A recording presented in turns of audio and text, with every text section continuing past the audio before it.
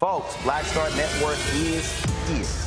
Hold no punches! I'm real revolutionary right now. Black power. Support this man, Black Media. He makes sure that our stories are told.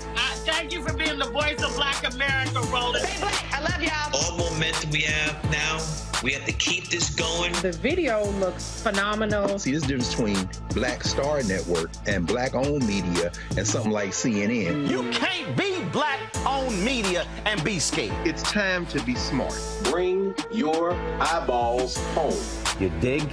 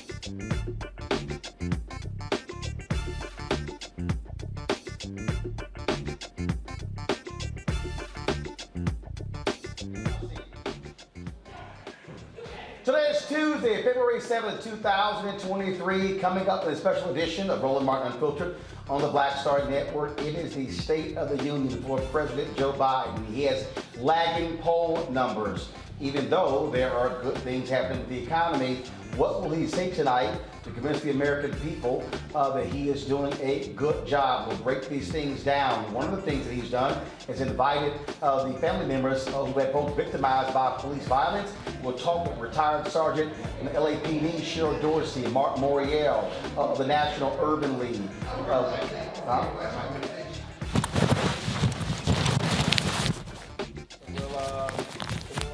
Pull it over.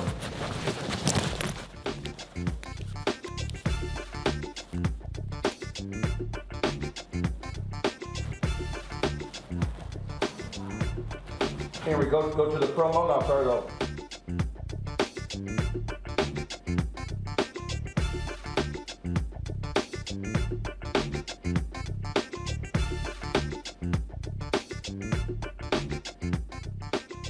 Black Star Network is here.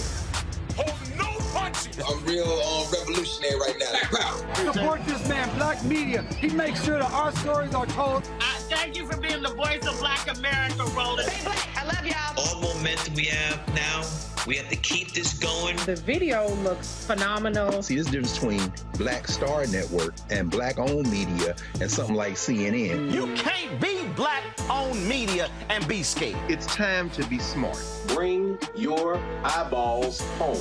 You dig?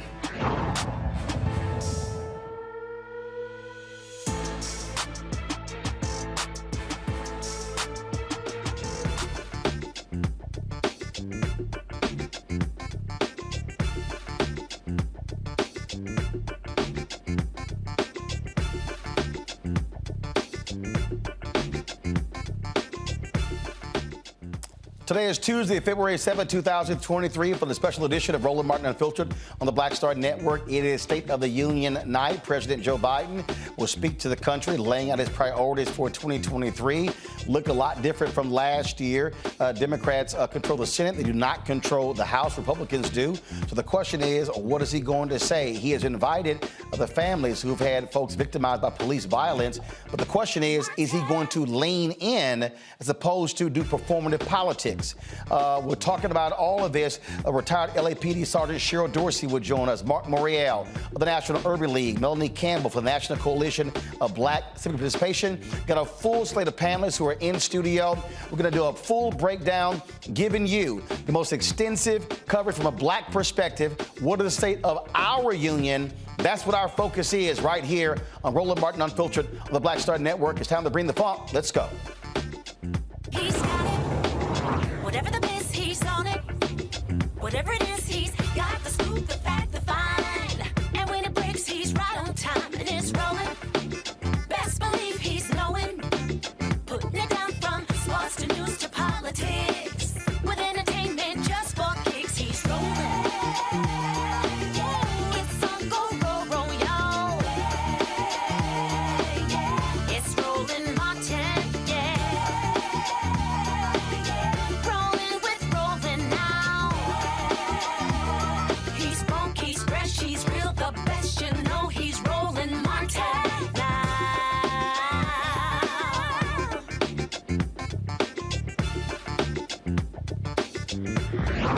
Martin.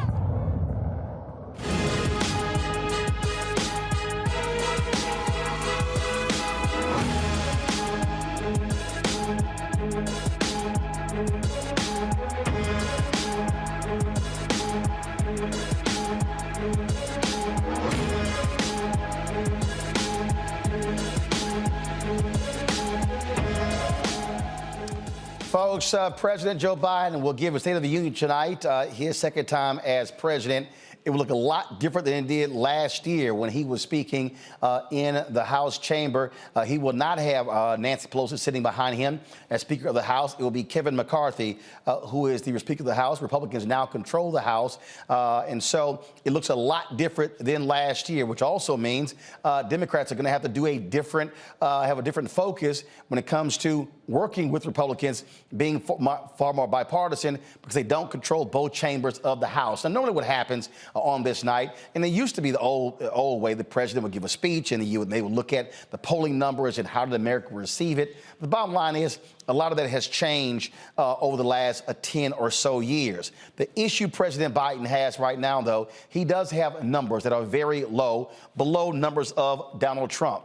We'll talk about this in our panel later, but a new ABC News Washington Post poll shows that in a hypothetical race today, he's 3 points behind Donald Trump. Some 58% of Democrats don't want him to seek re-election because if he did, he would be 82 years old. He's made it clear that he will be seeking re-election. Democrats, even poll 58% say they don't want him to run again. So he is going to have a major home run tonight in order to appeal to the American people. His State of the Union speech also comes just a few weeks after the death of Tyree Nichols in Memphis. He has asked members of Congress to invite family members who have had folks victimized by police violence. A number of CBC members have done that. Earlier, they held a news conference where they were talking about this very issue. And so that's going to be a significant part of his speech. But the question that I have is whether or not this president is going to actually lean in hard on the issue. He's leaned in hard on other issues, but he did not do so on police reform, which was scuttled by Senator Tim Scott. He did not do so when it came to the voter protection bill. Joining me right now is Cheryl Dorsey, retired LAPD sergeant. Cheryl, glad to have you on our coverage tonight. Last year, in May, when the families of George Floyd and others, when we met with them just outside of our offices right here on Black Lives Matter Plaza in Washington, D.C., I talked to them about the need to put pressure on this president to move legislation. I said that what they need to do is actually come to D.C., tell the president, we want you to meet with the family members, with the members of Congress. Folks, get that clip ready because I want to play that because the thing here, again, that's critically important is that it's real easy to say if you pass it, I will sign it, but he has to put some muscle into it. This was from May 25th on our show in 2022. All right, so folks, so we'll have the clip just a second. So Cheryl, speak to that on what he needs to do in order to move police reform forward. Well, listen, I don't say no to anything. And so whatever he's going to propose tonight, will sound sexy. But the truth of the matter is that kind of pressure really needs to be applied at the city and state, local levels, because police chiefs have tremendous autonomy and they do what they want. And we've seen time and time again where, there's something so-called passed on the federal national level and it never trickles down to really have any substantive impact on these local police departments. The thing here, though, is that, again, you can leave it to Congress, but when they had the infrastructure bill, there were more than 300 White House meetings. He did not show that level of commitment on police reform. This is where Biden, should be calling police unions to the White House, the sheriffs, the FOP, and others, and saying, we need to get this done. And so that's what I mean. He has to lean in a hell of a lot more than he has in the past if this would become a reality.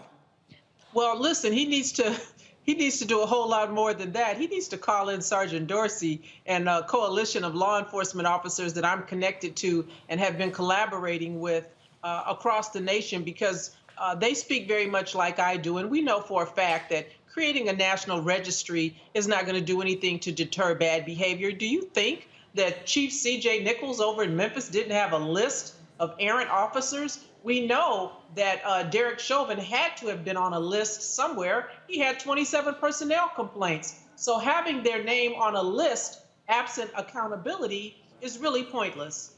And again, what was proposed last time, frankly, is soft. It needs to be far more aggressive.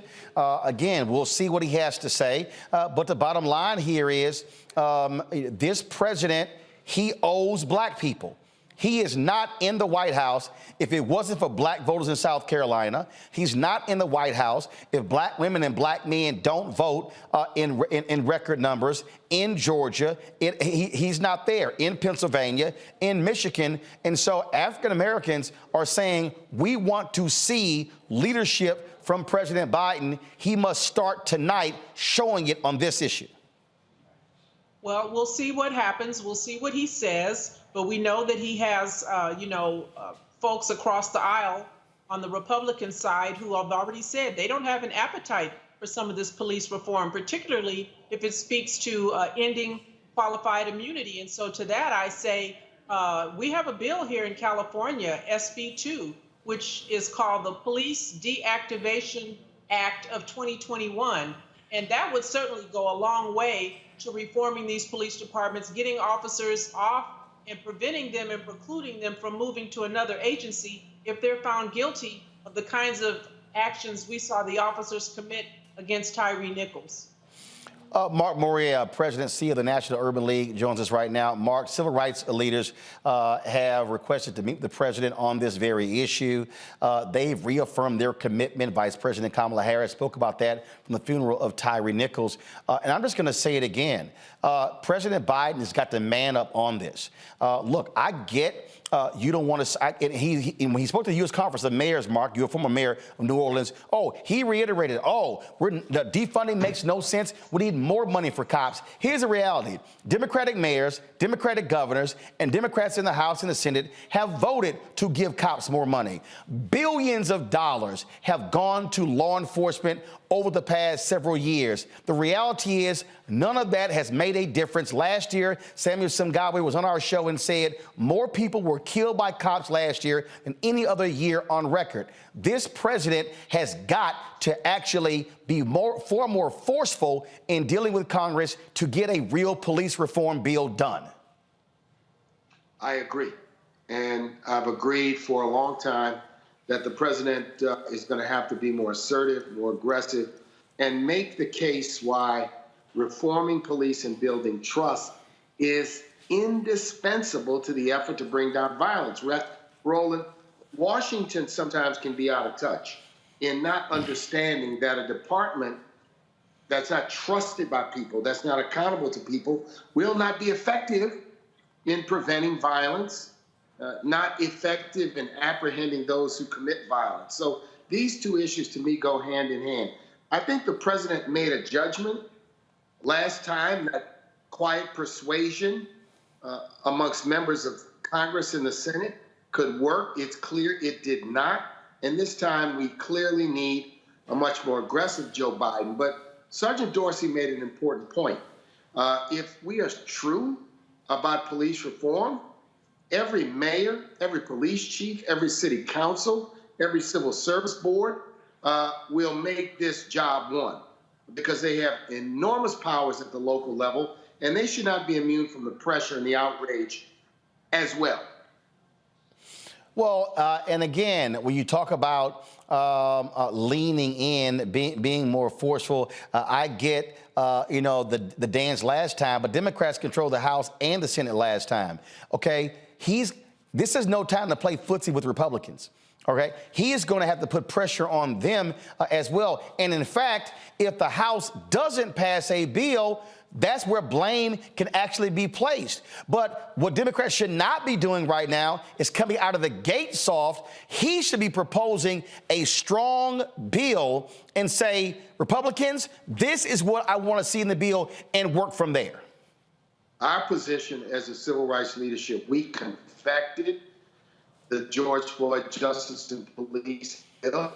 We work closely with Senator Booker, Congresswoman, now Mayor Bass of Los Angeles, and the CDC to put a strong bill together. That's our starting point. That's the beginning of this discussion, and that's where it should be tonight. All right, hold tight 1 second. I got to go to a break. When we come back, we'll talk more about this. The economy is also a critical issue that we talked about tonight. We'll discuss that as well. because, again, President Joe Biden came with the Congressional Black Caucus Foundation, talked about how they wanted to increase contracts for African Americans to grow up to $100 billion. Where's the plan to actually do so? Are African Americans benefiting from this economy? What more is he going to do? And so, folks, the president tonight is giving the State of the Union. We're discussing the state of our union right here on Roland Martin Unfiltered on the Black Star Network. We're the only black-owned media outlet giving you this type of coverage tonight, breaking down the State of the Union from our perspective with black experts in politics, economics, civil rights, and police and other areas. So hold tight 1 second. We got more information for you. Don't forget, download the Black Star Network app, Apple phone, Android phone, Apple TV, Android TV, Roku, Amazon Fire TV, Xbox One, Samsung Smart TV. We'll be right back.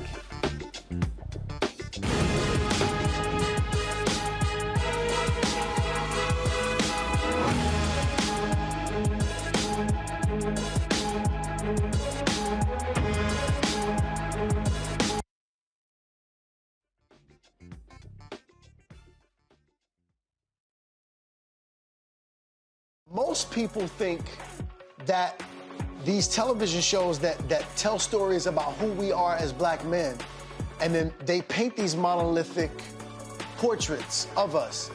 They think that they're being painted by white people. And I gotta tell you, there are a whole bunch of black folk that are the creators, the head writers, the directors of all of these shows, and that are still painting us as monoliths. The people don't really want to have this conversation. No, they don't.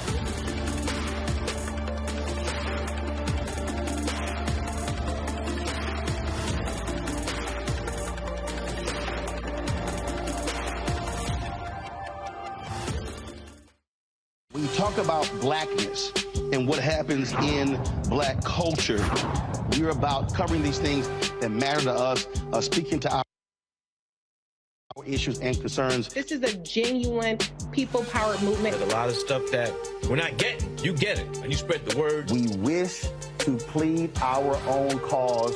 Too long have others spoken for us. We cannot tell our own story if we can't pay for it. This is about covering us. Invest in black-owned media. Your dollars matter. We don't have to keep asking them to cover our stuff. So please support us in what we do, folks. We want to hit 2,000 people, $50 this month, raise $100,000. We're behind 100,000, so we want to hit that. Y'all money makes this possible. Checks and money orders go to P.O. Box 57196, Washington, D.C. 20037-0196. The Cash App is $RM Unfiltered. PayPal is R Martin Unfiltered. Venmo is RM Unfiltered. Zelle is Roland@RolandSMartin.com.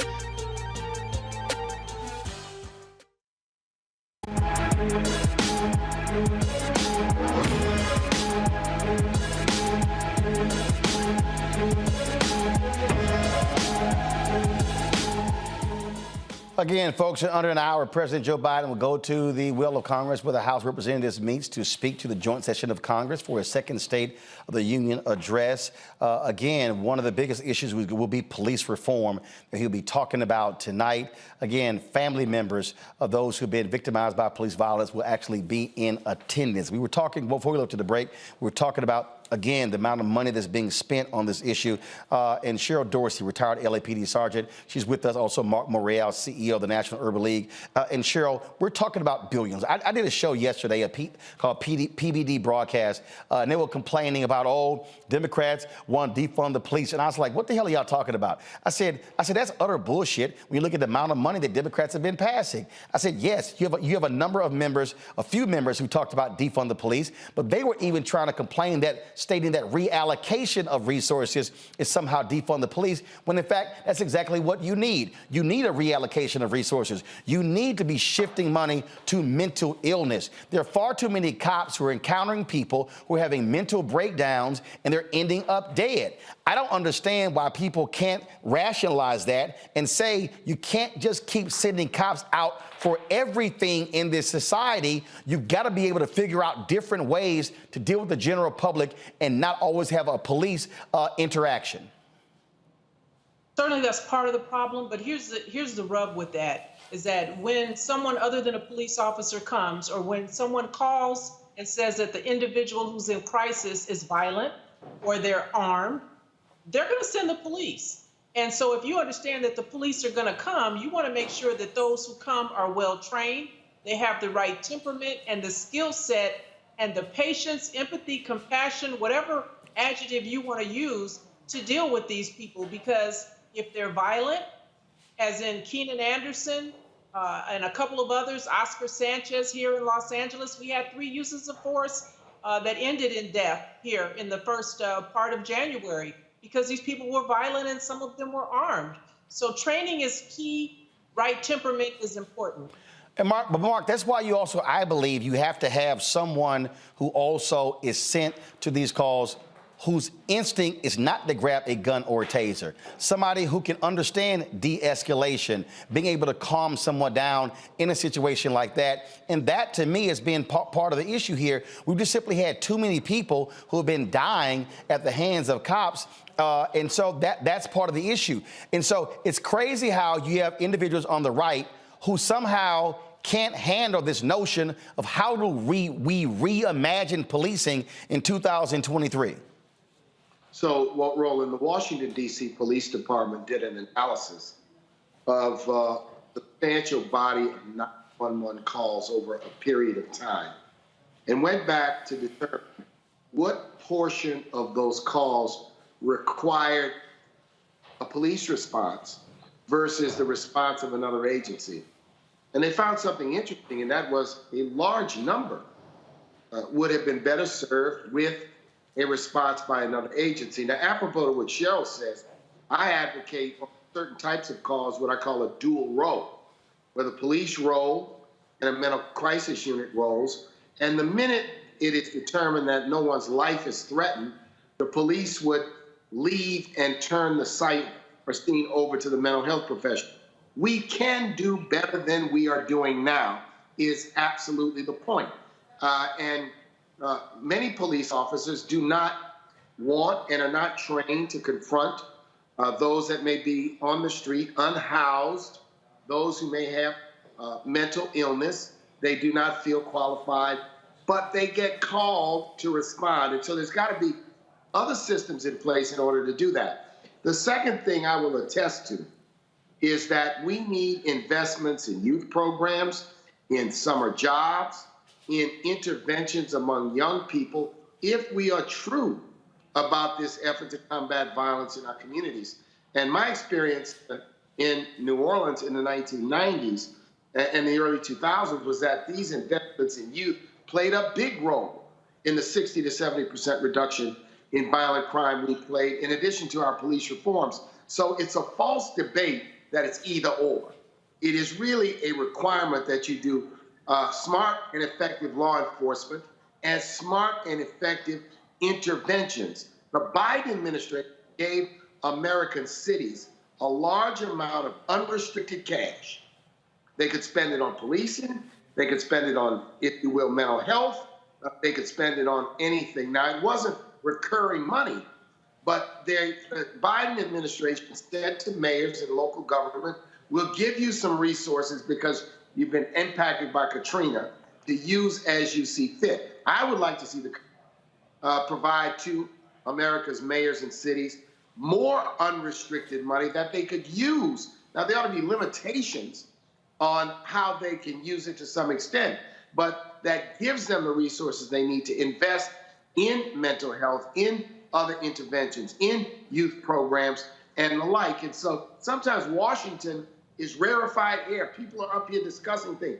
Down in the community, people want effective policing, but not brutal policing, not unconstitutional policing. But they also want good playgrounds, good parks, mental health interventions. They don't want either or.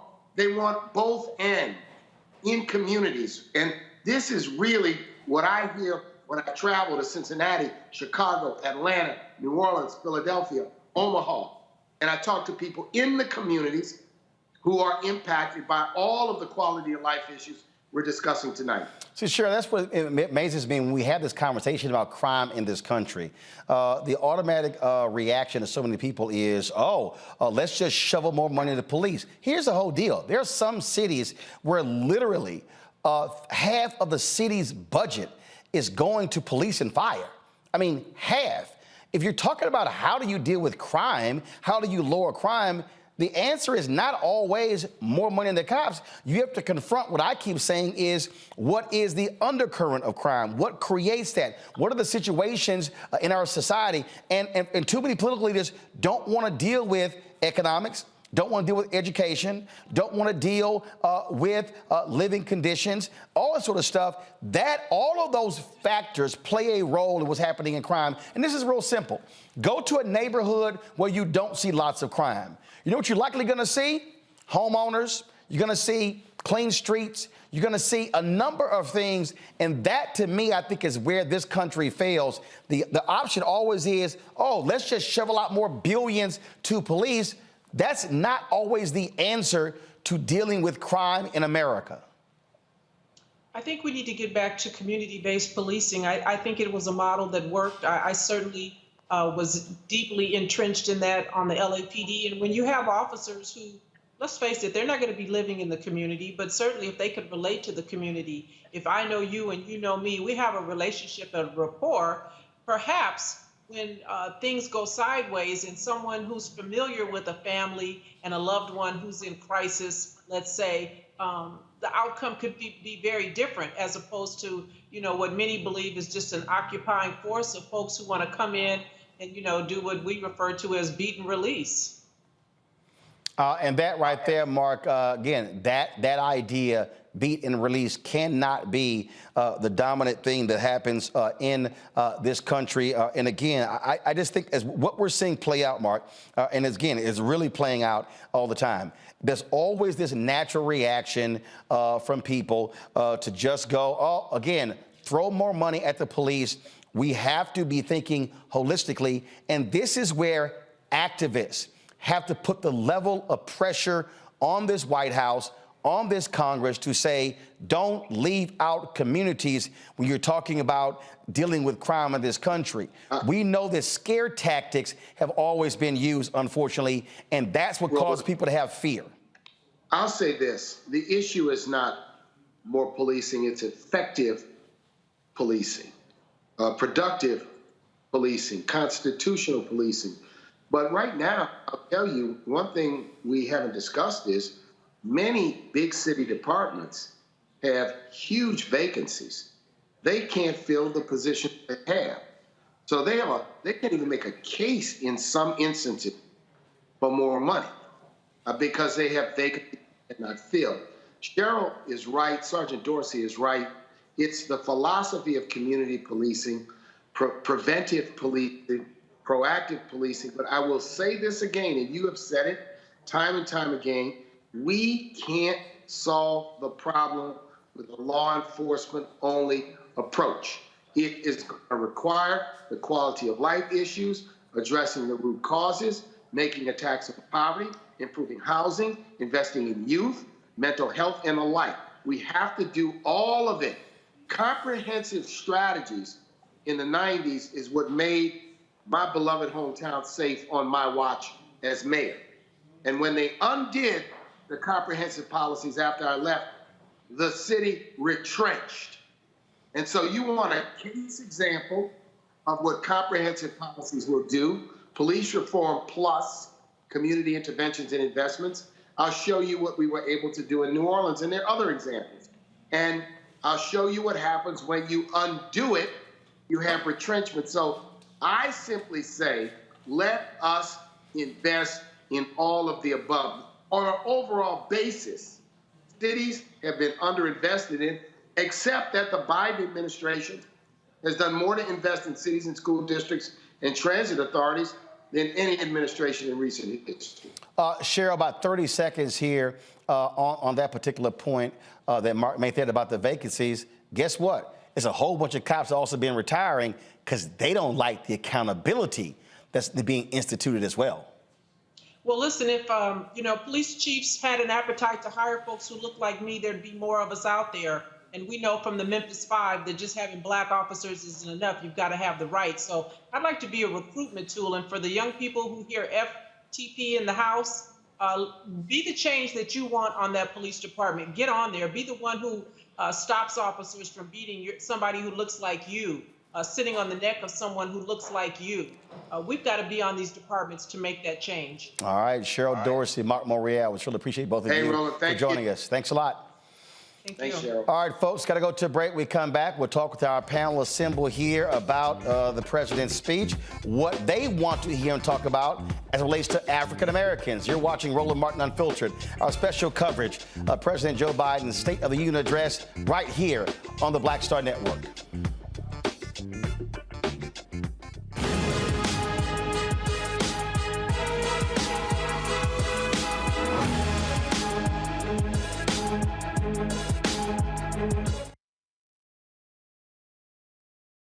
Next on Get Wealthy with me, Deborah Owens, America's Wealth Coach. Listen to this. Women of color are starting 90% of the businesses in this country. That's the good news. The bad news, as a rule, we're not making nearly as much as everyone else. But joining us on the next Get Wealthy episode is Betty Hines. She's a business strategist, and she's showing women how to elevate other women. I don't like to say this openly, but we're getting better at it. Women struggle with collaborating with each other. And for that reason, one of the things that I demonstrate in the sessions that I have is that you can go further together if you collaborate. That's right here on Get Wealthy, only on Black Star Network.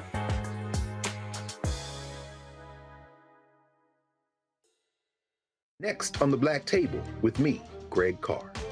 An hour of living history with Dr. Richard Mariba Kelsey, thinker, builder, author, and one of the most important and impactful elders in the African American community.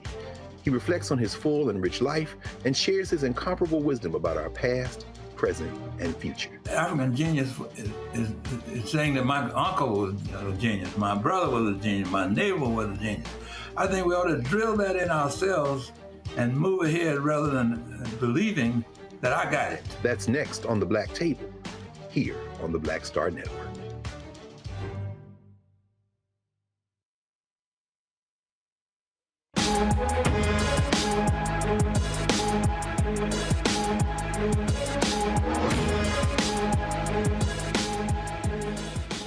When families who've been impacted by police violence join us on the second anniversary of the death of George Floyd, we talked about what they wanted to see happen in Congress, but specifically from this president. Here's what they said as we talked just outside our studios here on Black Lives Matter Plaza here in the nation's capital.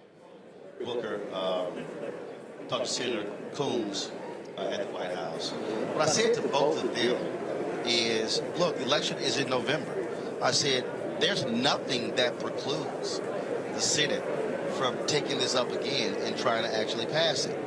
One of the things that I said in December when Senator Tim Scott went on Face the Nation, and I just want y'all to understand it. Senator Tim Scott went on Face the Nation with Margaret Brennan, and he blamed Democrats for,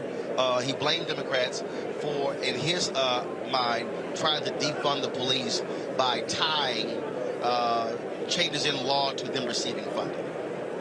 And I found that to be real interesting because when Michael Harriot was at the Root, he actually wrote a piece the previous year, in 2020, where Senator Tim Scott literally had the exact same mechanism in his law. And he wrote a piece that was called In Loving Memory of Tim Scott. Now, back in, this was actually September, it wasn't December. So Senator Tim Scott was very vocal with me, texting back and forth with regards to it falling apart. Yet when I sent him that story, and I asked him point blank, I said, if Dems want to defund the cops by cutting funds, please explain why you previously wanted to do the same. How can you say it's a bridge too far when what you now say is bad is what your own Deputy Chief of Staff says was needed? Here's what Michael Harriot published today.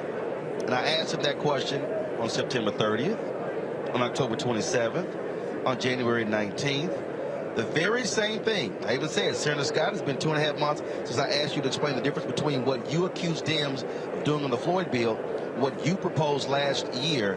Why have you and your staff gone silent on your own proposal? What's the difference? Still no response. I think what the president should do, the president should ask all of you to come back to the White House, invite those Republicans, and say, sit across the table and let's put this bill back on track. Your thoughts?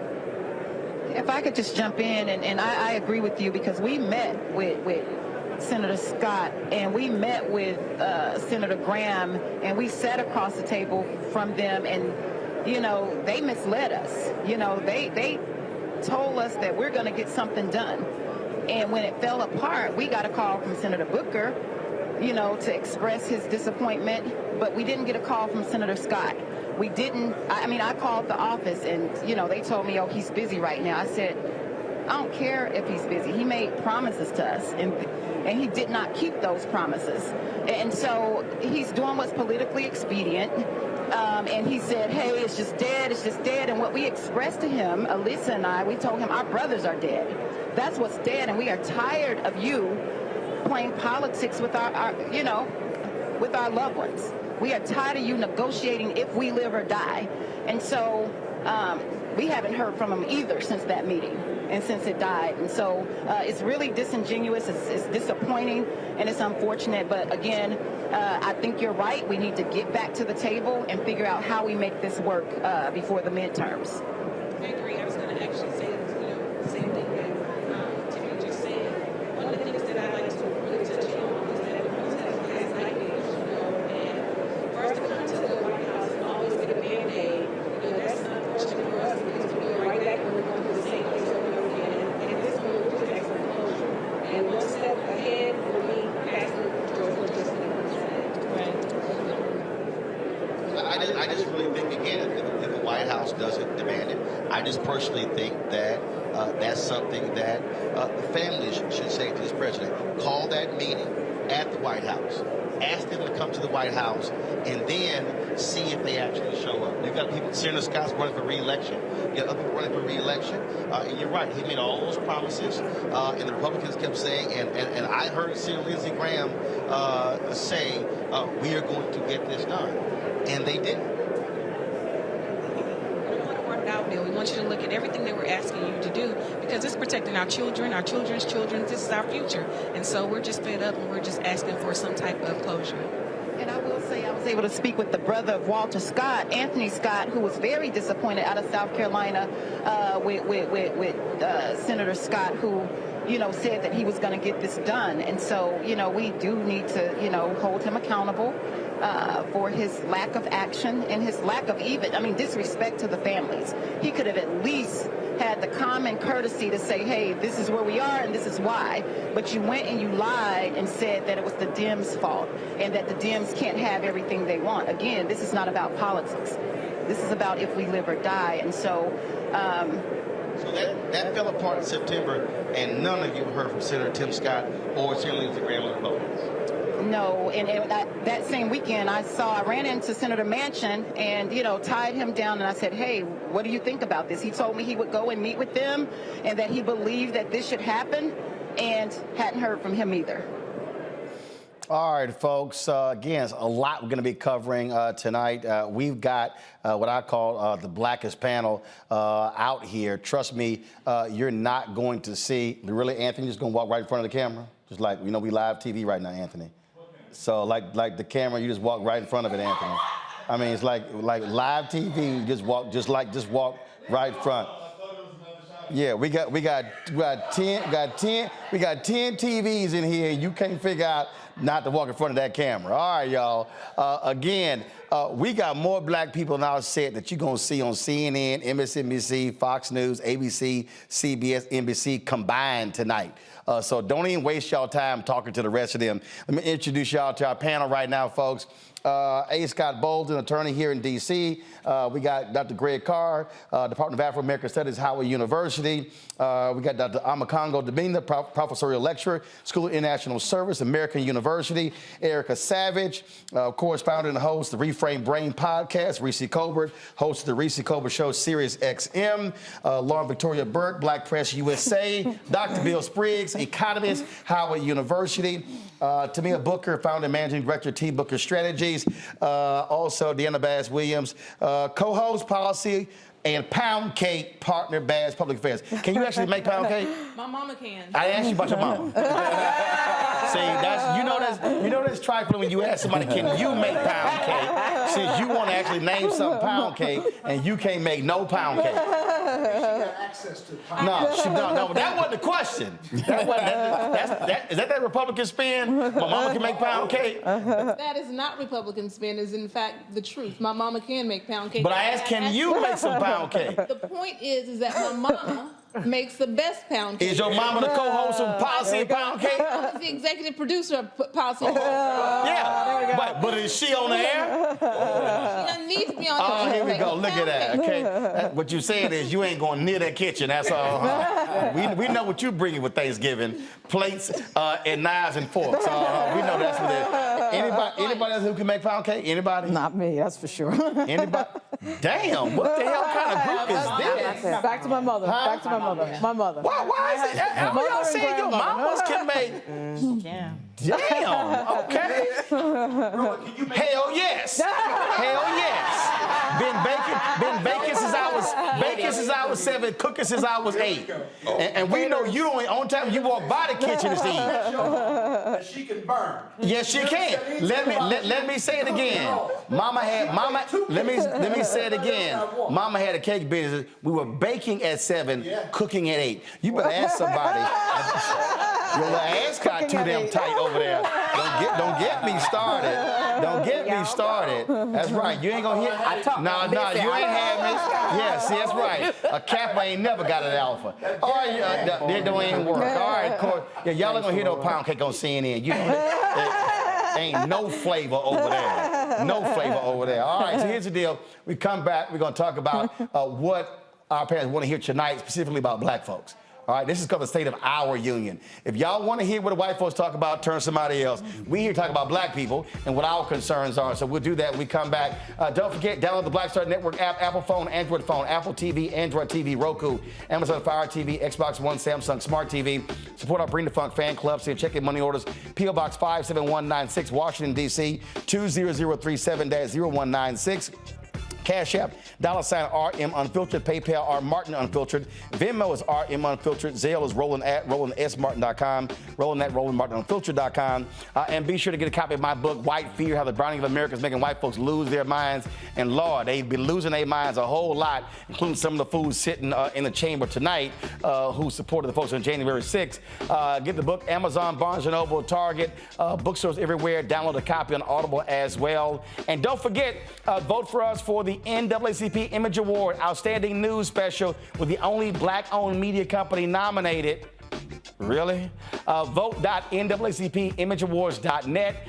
Simply go to Outstanding News category, look for Roland Martin Unfiltered, Black Votes Matter 2020 election special. And so download that, folks. 2022. Vote for us. Of course, remember, you got to use one email. So if you got 5 emails, you can vote 5 times. So be sure to do that. And of course, voting ends at 9 p.m. on February 10th. And so do not procrastinate. We'll be right back.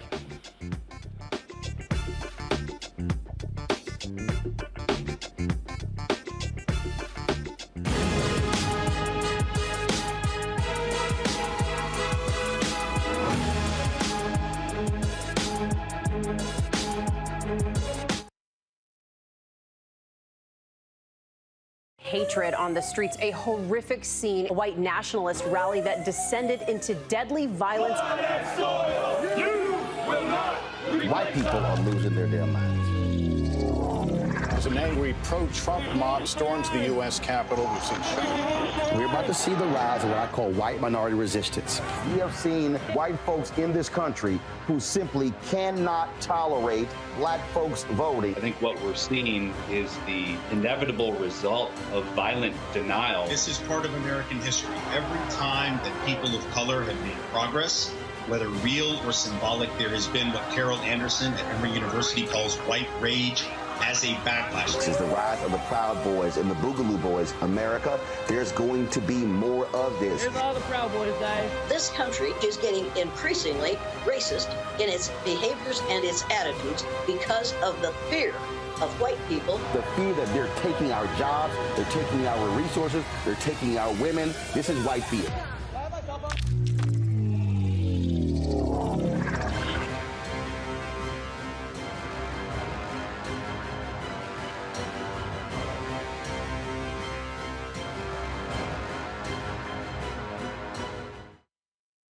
Pull up a chair, take your seat at the Black Table with me, Dr. Greg Carr, here on the Black Star Network.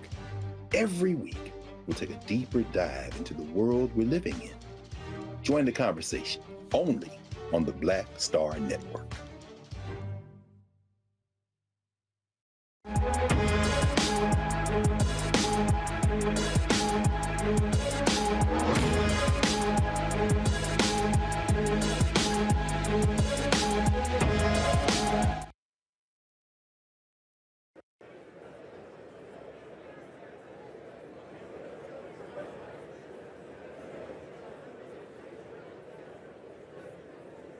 All right, folks, a live look at the floor of the House as folks are waiting for President Joe Biden to enter. We should be having a lower third, folks. Thank you very much. Of course, giving his State of the Union address. And so we'll have live coverage right here and post coverage as well. Let's talk about the state of our union. Bill Spriggs, you're an economist. The economy is going to be talked about tonight, obviously. Biden wants to take credit for what has happened, low unemployment numbers. Jobs report came out on Friday as well. But there's still people who say they want to see more to be done. It hasn't improved his poll numbers. What do you expect him to say tonight, and what should he be talking about tonight regarding the economy? He should be taking a victory lap. For 9 straight months, the unemployment rate for black men has been below 6. That's never happened before. We've never had... You said below 6%. Below 6%. We've never had 9 straight months below 6%. We're finally getting what white men think is normal. For white men, it's how many months have you been above 6%? Then it's like, okay, and then I bring out my fingers and I count on my fingers. Now you ask how many months have we been above 6%? Then I got to get a calculator and a computer because it's a big number. This is unprecedented. Black women's unemployment rate fell through the floor. So this has been the best labor market. And disproportionately, black people have made the recovery because we returned to the labor force. White labor force participation has been relatively flat. So you hear the Fed Chair Powell say, well, labor force participation hasn't moved. It moved for black people. So the result is that the share of black people holding a job is higher than February of 2020 when we went into the shutdown. So this is unprecedented. We've never gone 3 years out from a huge shock to the labor market and then recovered. That has never, ever happened. The good news is disproportionately for black people, it meant we left low-wage jobs. We have gone to higher-wage industries. The share of black people in construction, the share of black people in manufacturing, the share of black people in transportation and warehousing went up. The share of black people in low-wage jobs went down. And more of us are in full-time jobs as opposed to part-time jobs. So he needs to take a victory lap. This, again, think about how long it took us to get back from 2008, and then let's not even mention 2001. The labor market dipped a little teeny tiny bit, and it took us all of 5 years to get back from that little dip. So from this, this is nothing short of a miracle. Erica, earlier today, there was a clip on Fox News where Harris Faulkner was saying, oh my God, if you ask Americans, they have been worse off the last 2 years. And I tweeted, That's total bullshit. You know, again, it's amazing when you hear folks say this, yet when you look at the data, it completely contradicts, because all that there's been is, oh, we're going to have doom and gloom since Biden was elected. That hasn't been the case. Absolutely. And for people that feed off of that narrative, they're the ones that are able to excite their base. So having a Dr. Spriggs explain the numbers to tell us how the numbers did, in fact, improve and actually bolster Black America economically, that's truth, right? That's not sexy. It is the chaos that's sexy. One thing I'm really looking forward to listening to is because I am a veteran, and I'm really, really happy because Black women and men disproportionately are represented in enlisted forces. So, and we deploy a lot more. So the number of Black Americans that have been able to, through this PACT Act, been able to get screenings for toxic exposure, which my partner was exposed as well, so that is right in my home. Also knowing that as far as health care, you all know I suffered a brain injury 2 years ago, and I had to have polytrauma care, and it's still ongoing. So the services of caregiving is something that's sped up. And when we're talking about veteran suicide, I also have been very, very authentic and transparent about having a suicide safety plan, and that I have been a beneficiary and a recipient of someone calling me from the VA to ensure that I am well. So this is a really, really good news for us to hear, specifically for the Black community. About 7 minutes before President Joe Biden comes in, it's going to be a little bit longer. It's going to come down the aisle, shaking hands, also stuff along those. I'm going to keep talking over that. Makongo, what do you want to hear tonight? I want to hear him target and speak about white supremacy in the face of those white supremacists and racists who are in there. To go on the road and talk about it in his speeches, that's all good. But I've said multiple times, the insurrection was not January 6th. The insurrection is continuing. It is ongoing. And now many of these guys have the levers to power. We are sitting there. He's returning to the scene of a crime. And many of these guys have not been held accountable. And he needs to call them out while they're sitting there. You have members of the CBC wearing pins for the brother who was shot in 1870, unarmed shooting, while the Republicans are wearing AR-15 pins on their jackets. They're celebrating the violence. They have no problems with it, and he needs to call them out tonight. And I think that all Black America needs to see him do that. Reese? Well, I mean, I agree with what you all have said. I think he needs to be specific. One thing we saw during the Obama State of the Unions, he said both parties need to come together, and there was a lot of both sides. And I think that President Biden, he loves to champion his bipartisanship, and he has gotten a lot of accomplished, but he needs to be specific about the levers of Congress, a civics lesson that a lot of people don't understand, that are going to stand in the way of his agenda, and trying to rally people to hold them accountable and not let them get away with these culture wars that they're trying to fight, doing the Pledge of Allegiance 3 or 4 times a session. Nobody needs to see all that. We need to see a whole bunch of other stuff. So I hope that he's specific about that. And I hope that he's specific about his receipts, because as you all have said, there's a lot about feelings and narratives, but the numbers don't lie. Regardless of how you feel, the numbers don't lie. And I'm gonna tell you another thing. Come on, sis. New Edition concert tickets is sold out. Come on, sis. Concert tickets is sold out. Beyonce is sold out. So you can't tell me Black people ain't doing well. Period. First of all, Period. I'm going by the concert tickets.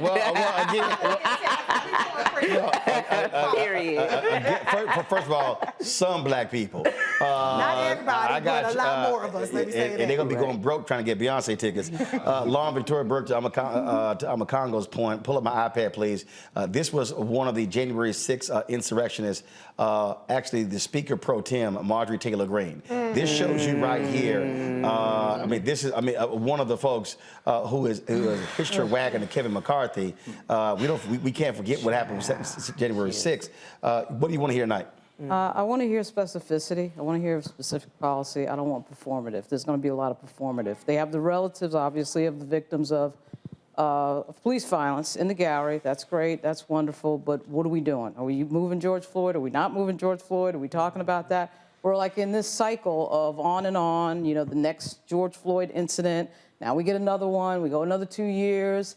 They got to get real about actually getting something, done. We know they can't get it done in the House, but you at least have to move the ball where you can move it, which is probably the Senate. It's shocking to hear Bill Spriggs sit here tonight, give us all these stats we've never heard anyplace else, because the media is too involved in the conflict of going after Joe Biden and going after Kamala Harris. Or stuck in process. And not focusing, on process, and not focusing on the reality of these numbers. He should be taking a victory lap. Okay, he should be. But what we're going to hear is a bunch of nonsense, because the media is making money off of clicks. They're making money off of conflict. They're making money off of criticism. You do see a White House effort against Kamala Harris. She is covered like no other vice president has been covered since like Spiro Agnew. It's completely ridiculous. She's got to be a little bit more vocal. I think we are going to see tonight the president effectively kick off his campaign for next year, and we should. But we got to get real about some of the reality behind the scenes of what we're seeing when we see a night like this. Yeah, but you also got to have a White House that chooses to be to expand who they reach out to. How about that? Every year, of course. Pete Buttigieg on every day. Well, yeah. Why? Well, here's a perfect example. Transportation. Here's a perfect example. So the State of the Union, there's always a luncheon the president has with network anchors. Right. I was invited to 3 when Trump was there, several when Obama was there. So I sent an email and said, hey, is there going to be one this year? They said yes. Then I said, okay, where's my invitation?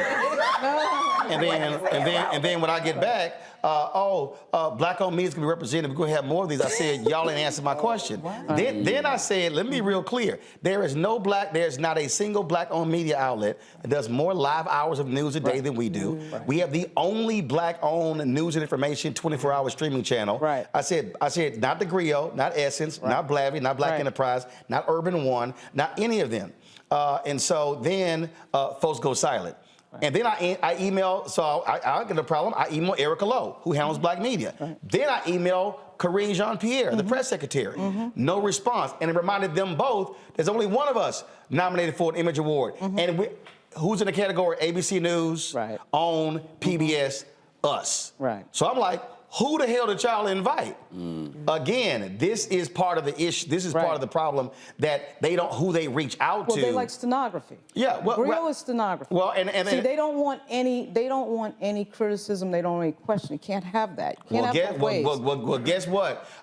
You're gonna get some questions and some criticism, but you're also gonna get some demands. Melody Campbell, I want to bring you in, National Coalition of Black Civic Participation. What do you want to hear tonight from President Joe Biden?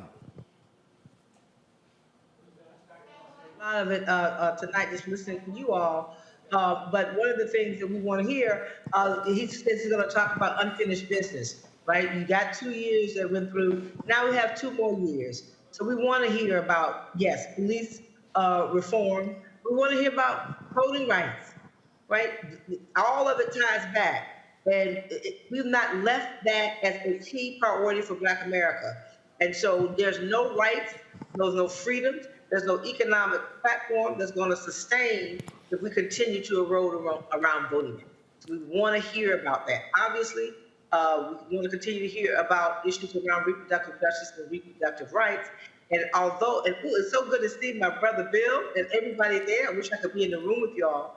But we also want to hear about wealth creation and being able to have economic security, because affordable housing is crippling our community, where we may get higher wages, but our dollar doesn't go far enough for us to have quality, affordable housing. Those are some of the issues, Robert. Tamia. So I'm really excited to hear him speak about his accomplishments, as you said earlier, how everyone is just being so negative about the last 2 years, but we've seen a lot of progress. I also would like to hear a little bit more about what he's going to do around police violence. He did sign that executive order last year. Where's the actual teeth behind that? And we have many victims that will be in the audience today, and so we can't just sit there and not address it. So what exactly is the plan? Because, of course, with a Republican-led House, we know we're not going to move as far as we would like to, but I would like to hear from him what he would like to do to combat police violence. Scott? Yeah, I do too, because that's the really #1 issue for Black people right now. Now, the specifics on that are super important. 2 years ago, the Democrats controlled all 3 houses. Barely, but they did. And this Biden administration leaned in, but they didn't lean in enough to deliver on the George Floyd Police Reform Act. 300 meetings deal with the infrastructure bill.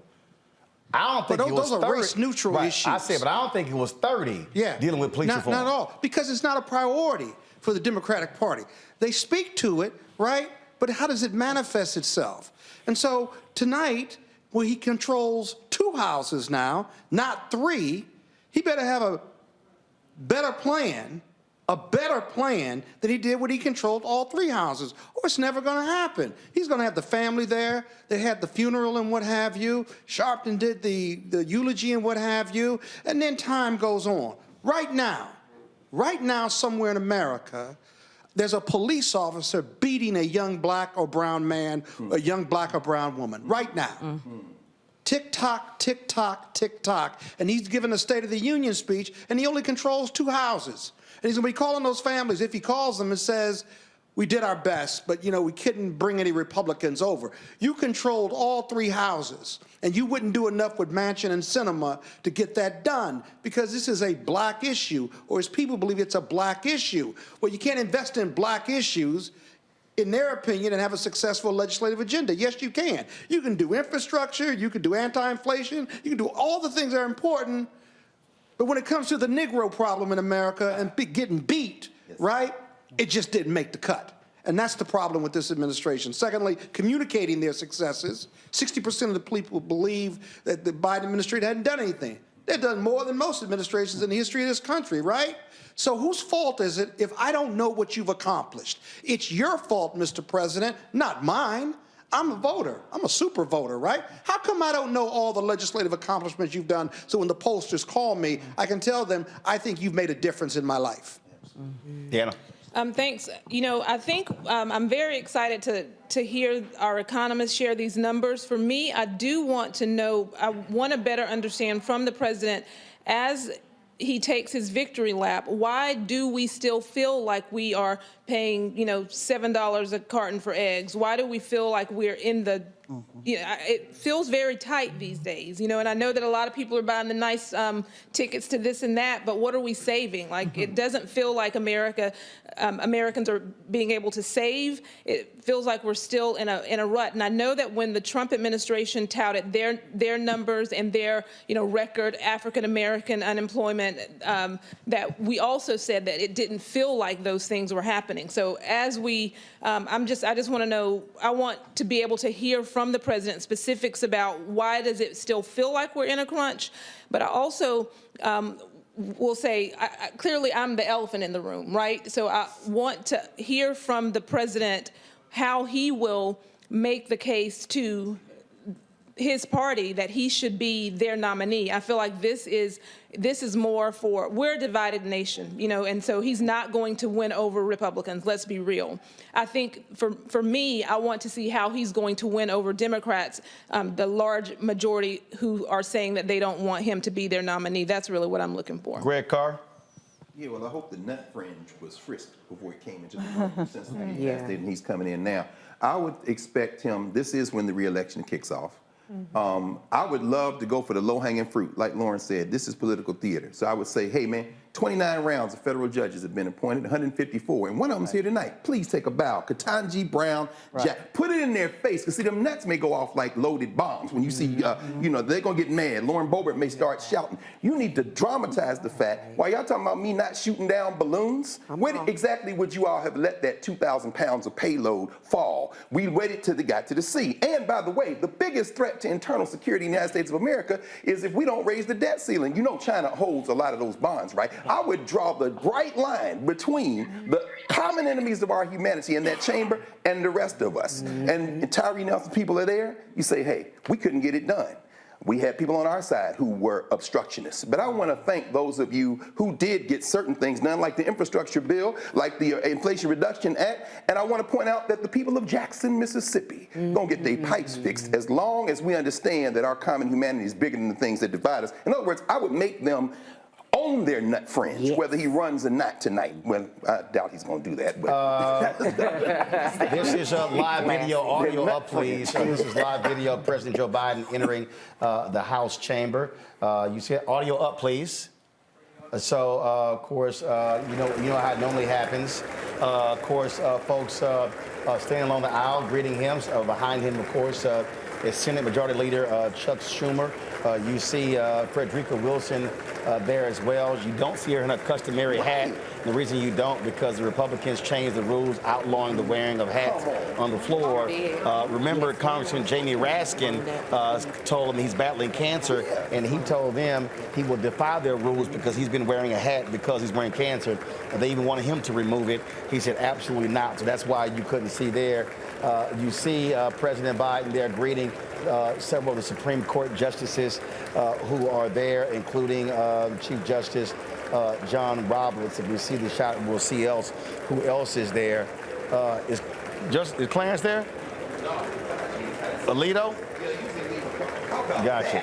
Just curious. How about that? So again, you see behind him Congressman Hakeem Jeffries, the House Minority Leader, who is there behind President Joe Biden as well. Y'all see that brother in the Air Force uniform right there? Excuse me, Scott. That's the Air Force Chief of Staff, 4-star. That's an alpha man you see right there, Scott. I just want to let you know that. Just want to let you know that, Scott. I just want to let you know that's an alpha man. But I just want to let you know. See, here's the deal, though. Alphas don't have to wear black and gold for you know that's an alpha. So I just want to let you know that. I just want to let you know that. There goes the alpha man. I'm just saying. And Scott, you weren't even sharp enough to say Hakeem Jeffries is one of your Kappa brothers. See, you weren't. No, actually they don't. Actually they don't. So you see him making his way to the podium there. Those are folks who are in the gallery there in the box, First Lady's box. The White House released the list of those names a little bit earlier. Melanie Campbell, real quick, as he approaches the podium, he does not have House Speaker Nancy Pelosi sitting behind him. He has Kevin McCarthy. Do you expect to see this president get aggressive with Republicans tonight, or is going to expect a conciliatory tone? What are your thoughts? Well, one of the things is that we have that black woman, Vice President Kamala Harris, right next to him. Someone said earlier, Dave from the Hill, that there was no woman standing behind him. But last I checked, the Vice President is the President of the Senate. So he does have diversity and a powerful black woman standing behind him. She was not invisible. Well, that was reported from the Hill, but it's the Hill for a reason. Yeah, I don't know. I don't know how. Say it again, Bill. Get the clerk. That's right. Howard University Law School. President of the United States. And there's that, Dr. Carr. That's right. There she goes. All right, folks. So there's always that official introduction, and then the president will get to deliver his remarks. A little bit earlier, he gave copies of his speech to Speaker of the House McCarthy and Vice President Harris. All right, here we go. Thank you. Please.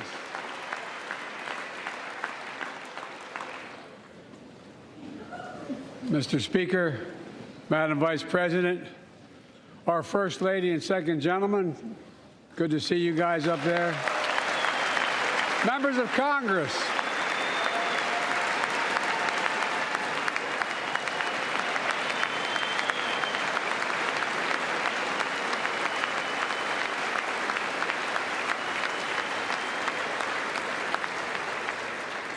By the way, Chief Justice, I may need a court order. She gets to go to the game tomorrow, next week.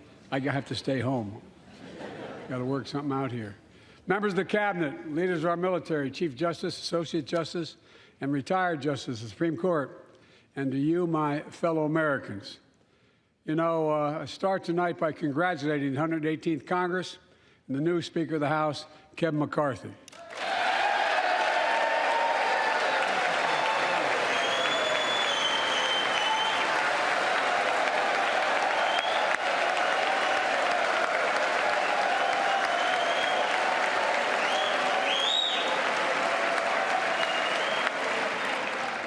Speaker, I don't want to ruin your reputation, but I look forward to working with you.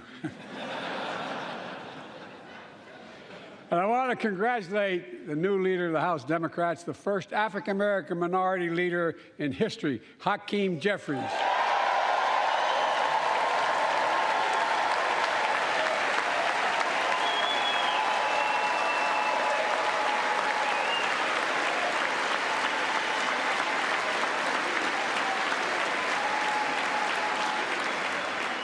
He won in spite of the fact I campaigned for him. Congratulations to the longest-serving leader in the history of the United States Senate, Mitch McConnell. Where are you, Mitch?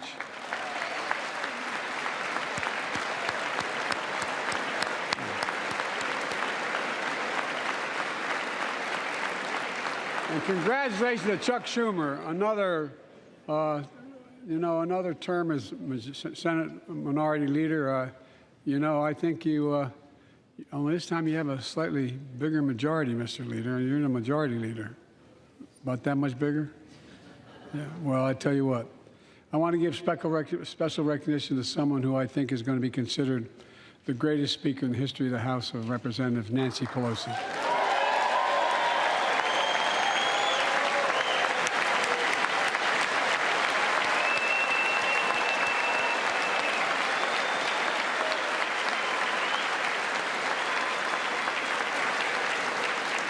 Folks, the story of America is a story of progress and resilience, of always moving forward, of never, ever giving up. It's a story unique among all nations. We're the only country that has emerged from every crisis we've ever entered stronger than we got into it. Look, folks, that's what we're doing again. 2 years ago, the economy was reeling. I stand here tonight after we've created, with the help of many people in this room, 12 million new jobs, more jobs created in 2 years than any president's created in 4 years, because of you all, because of the American people. 2 years ago,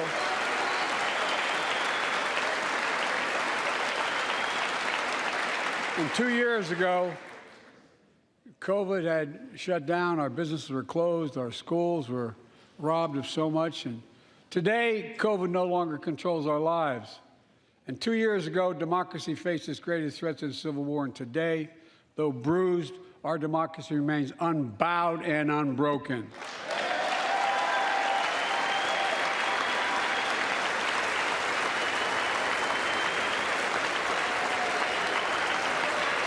As we gather here tonight, we're writing the next chapter in the great American story, a story of progress and resilience. When world leaders ask me to define America, and they do, believe it or not, I say I can define it in one word, and I mean this: possibilities. We don't think anything is beyond our capacity. Everything is a possibility. You know, we're often told that Democrats and Republicans can't work together. But over the past 2 years, we've proved the cynics and naysayers wrong. Yes, we disagreed plenty. And yes, there were times when Democrats went alone.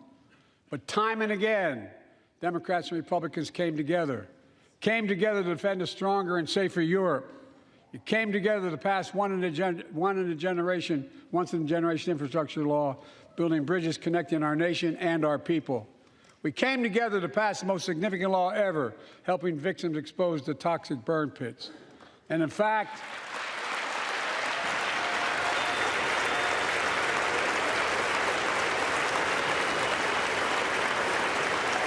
it's important.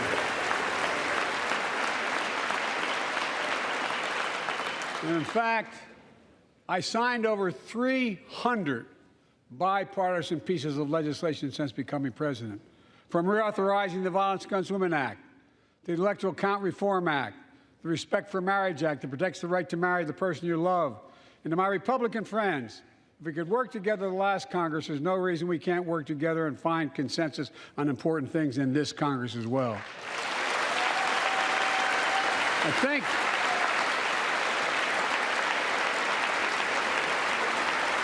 folks, you all are as informed as I am, but I think the people sent us a clear message. Fighting for the sake of fighting, power for the sake of power, conflict for the sake of conflict gets us nowhere. That's always been my vision of our country, and I know it's many of yours. To restore the soul of this nation, to rebuild the backbone of America, America's middle class, and to unite the country. We've been sent here to finish the job, in my view. For decades, the middle class has been hollowed out in more than, and not no one administration, but for a long time. Too many good-paying manufacturing jobs moved overseas. Factories closed down. Once thriving cities and towns that many of you represent became shadows of what they used to be. Along the way, something else we lost: pride, our sense of self-worth. I ran for president to fundamentally change things, to make sure our economy works for everyone, so we can all feel that pride in what we do. To build an economy from the bottom up and the middle out, not from the top down. Because when the middle class does well, the poor have a ladder up, and the wealthy still do very well. We all do well.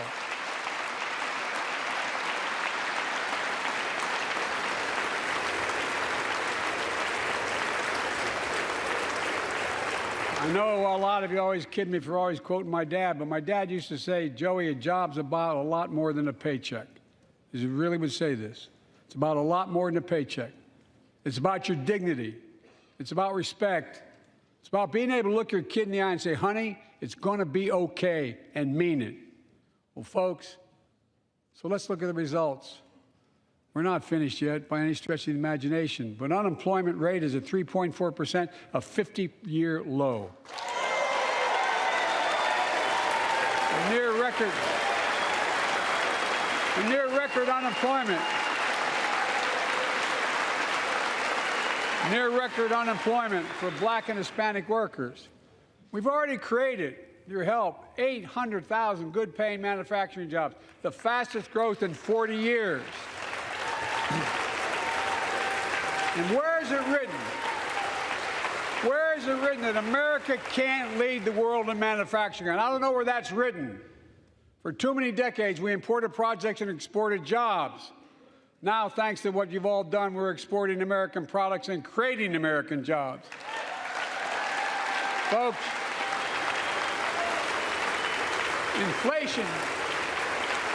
Inflation has been a global problem because the pandemic disrupted our supply chains, and Putin's unfair and brutal war in Ukraine disrupted energy supplies as well as food supplies, blocking all that grain in Ukraine. But we're better positioned than any country on earth right now. But we have more to do. But here at home, inflation is coming down. Here at home, gas prices are down $1.50 from their peak. Food inflation is coming down, not fast enough, but coming down. Inflation has fallen every month for the last 6 months, while take-home pay has gone up. Additionally, over the last 2 years, a record 10 million Americans applied to start new businesses. 10 million. And by the way, every time someone starts a small business is an act of hope. And Madam Vice President, I want to thank you for leading that effort to ensure that small businesses have access to capital and the historic laws we enacted that are going to just come into being. Standing here last year, I shared with you a story of American genius and possibilities. Semiconductors, small computer chips the size of a fingerprint that power everything, from cell phones to automobiles and so much more. These chips were invented in America. Let's get that straight. They were invented in America. We used to make 40% of the world's chips. In the last several decades, we lost our edge. We're down to only producing 10%. We all saw what happened during the pandemic when chip factories shut down overseas. Today's automobiles need 3,000 chips, each of those automobiles. But American automobiles couldn't make enough cars because there weren't enough chips. Car prices went up. People got laid off. So did everything from refrigerators to cell phones. We can never let that happen again. That's why we came together to pass the Bipartisan Chips and Science Act.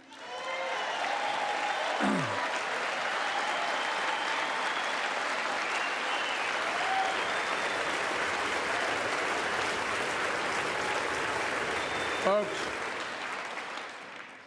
I know I've been criticized for saying this, but I'm not changing my view. We're going to make sure the supply chain for America begins in America. The supply chain begins in America. We've already created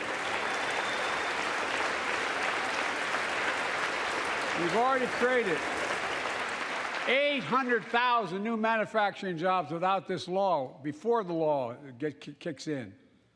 With this new law, we're going to create hundreds of thousands of new jobs across the country. And I mean all across the country, throughout not just the coast, but through the middle of the country as well.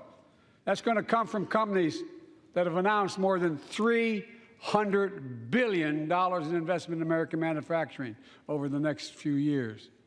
Outside of Columbus, Ohio, Intel is building semiconductor factories on 1,000 acres, literally a field of dreams. It's going to create 10,000 jobs, that one investment, 7,000 construction jobs, 3,000 jobs in those factories once they're finished. They call them factories. Jobs paying an average of $130,000 a year, and many do not require a college degree.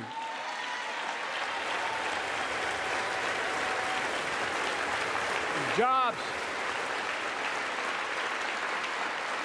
Because we work together, these jobs where people don't have to leave home to search for opportunity. And it's just getting started. Think about the new homes, the small businesses, the medium-sized businesses. So much more that's going to be needed to support those 3,000 permanent jobs and the factories that are going to be built. Talk to mayors and governors, Democrats and Republicans, and they'll tell you what this means for their communities. We're seeing these field of dreams transform to the heartland. But to maintain the strongest economy in the world, we need the best infrastructure in the world. And folks, as you all know, we used to be #1 in the world in infrastructure. We've sunk to 13th in the world. The United States of America, 13th in the world in infrastructure, modern infrastructure. But now we're coming back because we came together and passed the bipartisan infrastructure law, the largest investment in infrastructure since President Eisenhower's interstate highway system.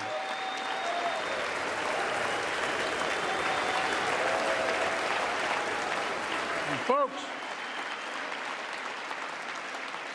already we've funded over 20,000 projects, including major airports from Boston to Atlanta to Portland. Projects that are going to put thousands of people to work rebuilding our highways, our bridges, our railroads, our tunnels, ports, airports, clean water, high-speed internet, all across America. Urban, rural, tribal. And folks, we're just getting started. We're just getting started. And I mean this sincerely. I want to thank my Republican friends who voted for the law, and my Republican friends who voted against it as well. But I still get asked to fund the projects in those districts as well. But don't worry. I promised I'd be a president for all Americans. We'll fund these projects. And I'll see you at the groundbreaking. Look, this law will further unite all of America. Projects like Brent Spence Bridge in Kentucky over the Ohio River, built 60 years ago, badly needed repairs, one of the nation's most congested freight routes, carrying $2 billion worth of freight every single day across the Ohio River. And folks, I've been talking about fixing it for decades, but we're really finally going to get it done. I went there last month with Democrats and Republicans, and from both states, to deliver a commitment of $1.6 billion for this project. And while I was there, I met a young woman named Sarah, who's here tonight. I don't know where Sarah is. Is she up in the box? I don't know. Sarah, how are you? Well, Sarah, for 30 years,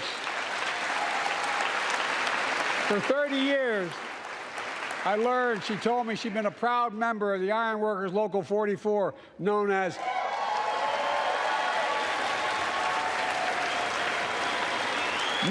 the Cowboys in the Sky.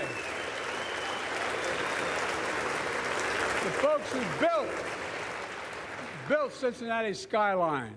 Sarah said she can't wait to be 10 stories above the Ohio River building that new bridge. God bless her. That's pride. And that's what we're also building. We're building back pride. Look, we're also replacing poisonous lead pipes that go into 10 million homes in America, 400,000 school and child care centers.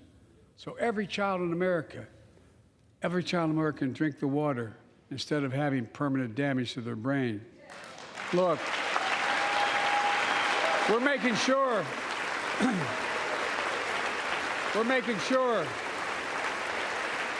that every community in America has access to affordable high-speed internet. No parent should have to drive by McDonald's parking lot to help them do their homework online with their kids, which many thousands were doing across the country. And when we do these projects, and again, I get criticized for this, but I make no excuses for it, we're going to buy American. We're going to, folks,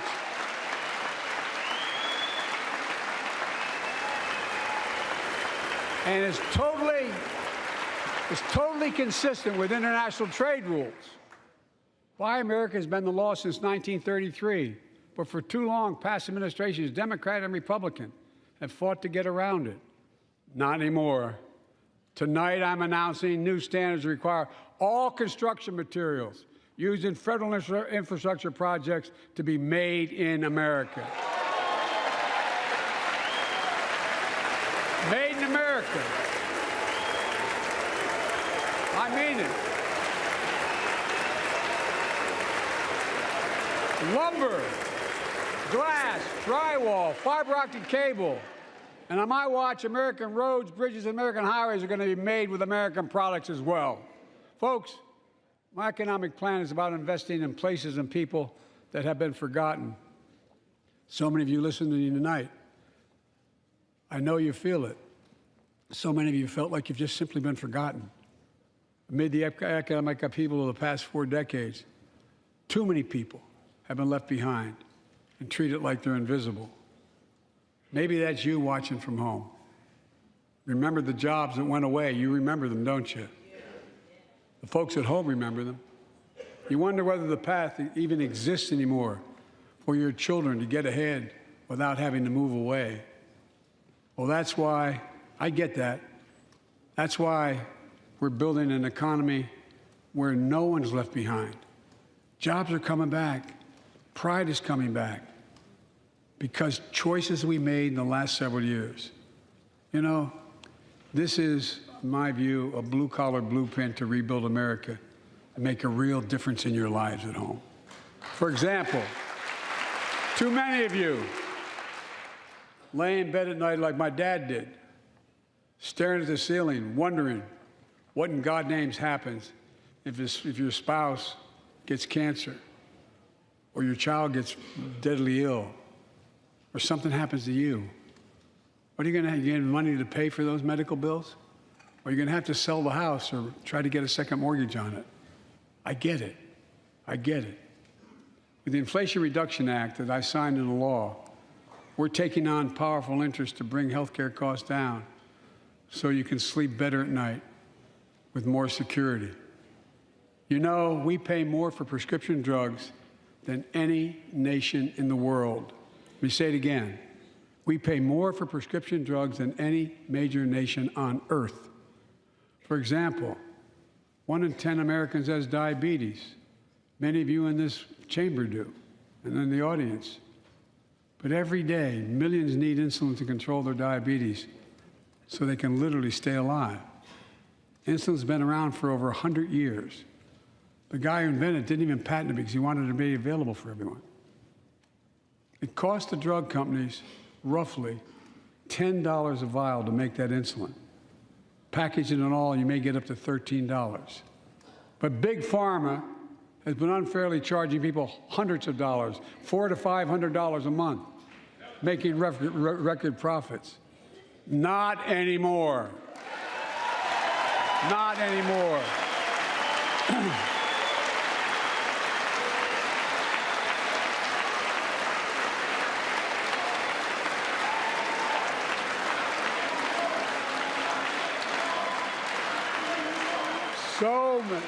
So many things that we did are only now coming to fruition.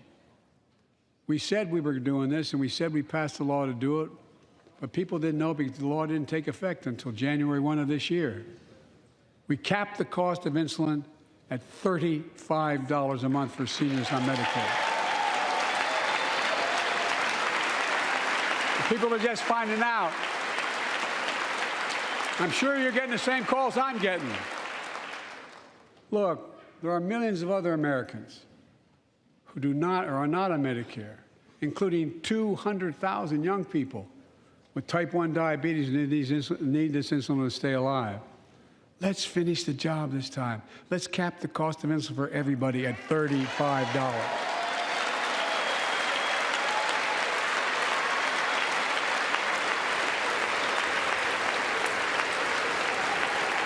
Folks,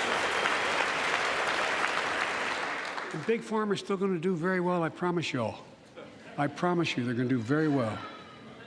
This law also caps and won't even go into effect until 2025. Costs, out-of-pocket drug costs for seniors on Medicare at a maximum of $2,000 a year. You don't have to pay more than $2,000 a year, no matter how much your drug costs are. Because you know why? You all know it. Many of you, like many in my family, have cancer. You know the drugs can range from $10,000, $11,000, $14,000, $15,000 for the cancer drugs. If drug prices rise faster than inflation, drug companies are going to have to pay Medicare back the difference. We're finally giving Medicare the power to negotiate drug prices. Bringing down prescription drug costs doesn't just save seniors money, it cuts the federal deficit by billions of dollars, by hundreds of billions of dollars. Because these prescription drugs are drugs purchased by Medicare to keep their commitment to the seniors. Well, guess what? Instead of paying $400 or $500 a month, you're paying $15. That's a lot of savings for the federal government. And by the way, why wouldn't we want that? Now, some members here are threatening, and I know it's not an official party position, so I'm going to exaggerate, but threatening to repeal the Inflation Reduction Act. As my coach, that's okay, that's fair. As my football coach used to say, lots of luck in your senior year. Make no mistake, if you try anything to raise the cost of prescription drugs, I will veto it. Look, I'm pleased to say that more Americans have health insurance now than ever in history. A record 16 million people are enrolled in the Affordable Care Act. And thanks to the law I signed last year, saving millions are saving $800 a year on their premiums. And by the way, that law was written and the benefit expires in 2025. So my plea to some of you, at least in this audience, let's finish the job and make these savings permanent. Expand coverage of Medicaid.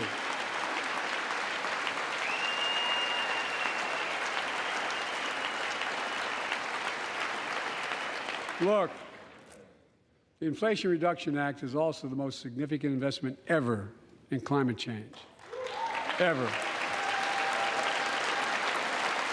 Lowering utility bills, creating American jobs, leading the world to a clean energy future. I visited the devastating aftermath of record floods, droughts, storms, and wildfires from Arizona to Mexico to all the way up to the Canadian border. More timber has been burned, as I've observed from helicopters, than the entire state of Missouri. And we don't have global warming? Not a problem. In addition to emergency recovery, from Puerto Rico to Florida to Idaho, we're rebuilding for the long term. New electric grids that are able to weather major storms and not prevent those forest fires. Roads and water systems withstand the next big flood. Clean energy to cut pollution and create jobs in communities often left behind.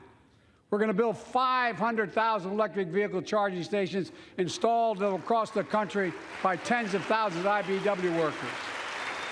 And we're helping families save more than $1,000 a year with tax credits to purchase electric vehicles and efficient appliances, energy-efficient appliances. Historic conservation efforts to be responsible stewards of our land. Let's face reality. The climate crisis doesn't care if you're in a red or blue state. It's an existential threat. We have an obligation, not to ourselves, but to our children and grandchildren, to confront it. I'm proud of how America, at last, is stepping up to the challenge. We're still going to need oil and gas for a while. But guess what? No, we do. But there's so much more to do. We got to finish the job. And we pay for these investments in our future by finally making the wealthiest and biggest corporations begin to pay their fair share. Just begin.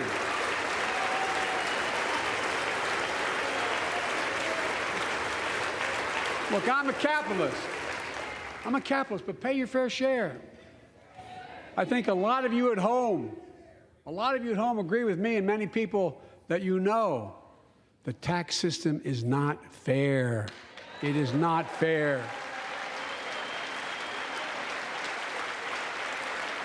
Look, the idea that in 2020, 55 of the largest corporations in America, the Fortune 500, made $40 billion in profits and paid zero in federal taxes? Zero? Folks, it's simply not fair. But now, because of the law I signed, billion-dollar companies have to pay a minimum of 15%. God love them. 15%. That's less than a nurse pays.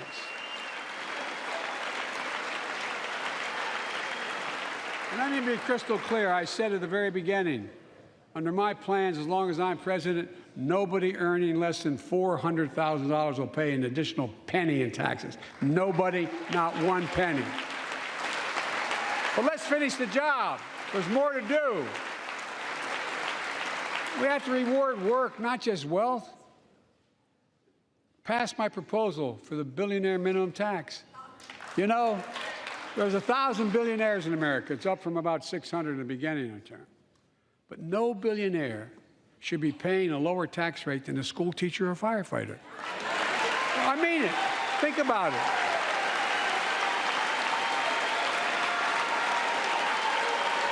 I mean, look.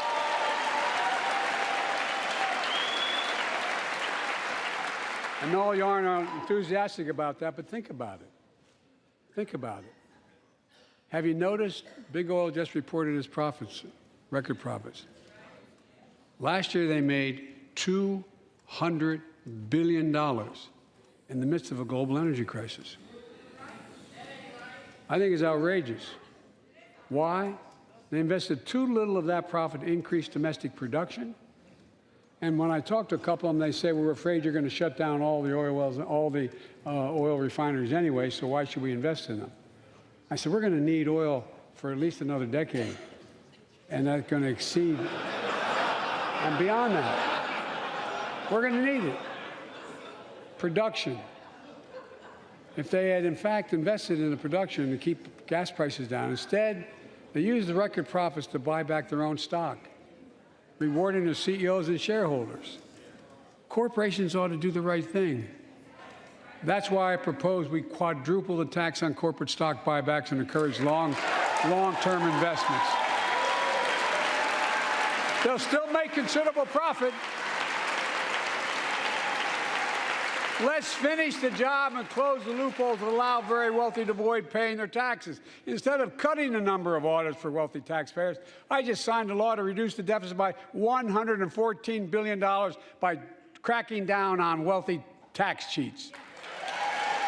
That's being fiscally responsible. In the last 2 years, my administration has cut the deficit by more than $1.7 trillion, the largest deficit reduction in American history. Under the previous administration, the American deficit went up 4 years in a row. Because those record deficits, no president added more to the national debt in any 4 years than my predecessor. Nearly 25% of the entire national debt that took over 200 years to accumulate was added by just one administration alone, the last one. They're the facts. Check it out. Check it out. How did Congress respond to that debt? They did the right thing. They lifted the debt ceiling 3 times without preconditions or crisis. They paid American bills to prevent an economic disaster to the country. So tonight I'm asking the Congress to follow suit. Let's commit here tonight to the full faith and credit of the United States of America will never, ever be questioned. Some of my Republican friends want to take the economy hostage. I get it, unless I agree to their economic plans. All of you at home should know what those plans are. Instead of making the wealthy pay their fair share, some Republicans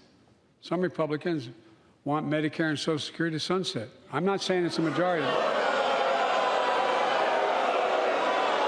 Let me give you, anybody who doubts it, contact my office. I'll give you a copy. I'll give you a copy of the proposal. That means Congress doesn't vote. Well, I'm glad to see you. And I tell you, I enjoy conversion. You know, it means if Congress doesn't keep the programs the way they are, they'd go away. Other Republicans say, I'm not saying it's a majority of you. I don't even think it's even a significant, but it's being proposed by individuals. I'm not politely not naming them, but it's being proposed by some of you. Look, folks, the idea is that we're not going to be moved into being threatened to default on the debt if we don't respond.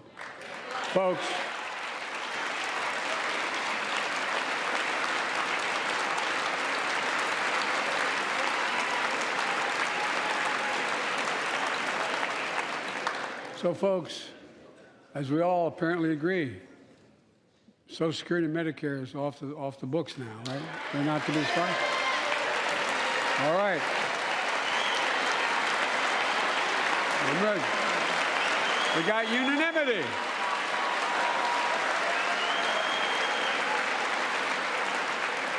Social Security and Medicare are a lifeline for millions of seniors. Americans have to pay into them from the very first paycheck they started. So tonight, let's all agree, and we apparently are, let's stand up for seniors.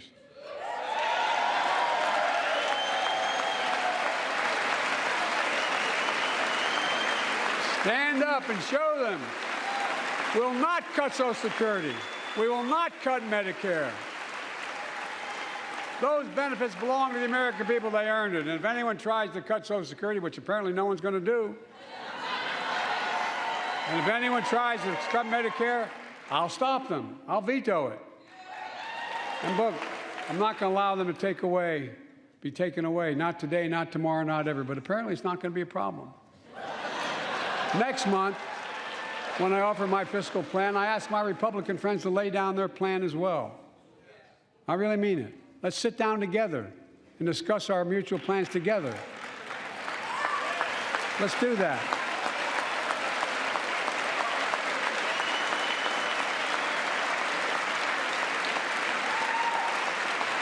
I can tell you, the plan I'm going to show you is going to cut the deficit by another $2 trillion. And it won't cut a single bit of Medicare or Social Security. In fact, we're going to extend the Medicare Trust Fund at least 2 decades, because that's going to be the next argument. How do we keep it solvent, right? Well, we'll not raise tax on anyone making under 400 grand, but we'll pay for it the way we talked about by making sure that the wealthy and big corporations pay their fair share. Look. Here's the deal. They aren't just taking advantage of the tax code. They're taking advantage of you, the American consumer. Here's my message to all of you out there. I have your back. We're already preventing Americans from receiving surprise medical bills, stopping $1 billion surprise bills per month so far. We're protecting seniors' life savings by cracking down on nursing homes that commit fraud, endanger patient safety, prescribe drugs that are not needed. Millions of Americans can now save thousands of dollars because they can finally get a hearing aid over the counter without a prescription. Look, capitalism without competition is not capitalism.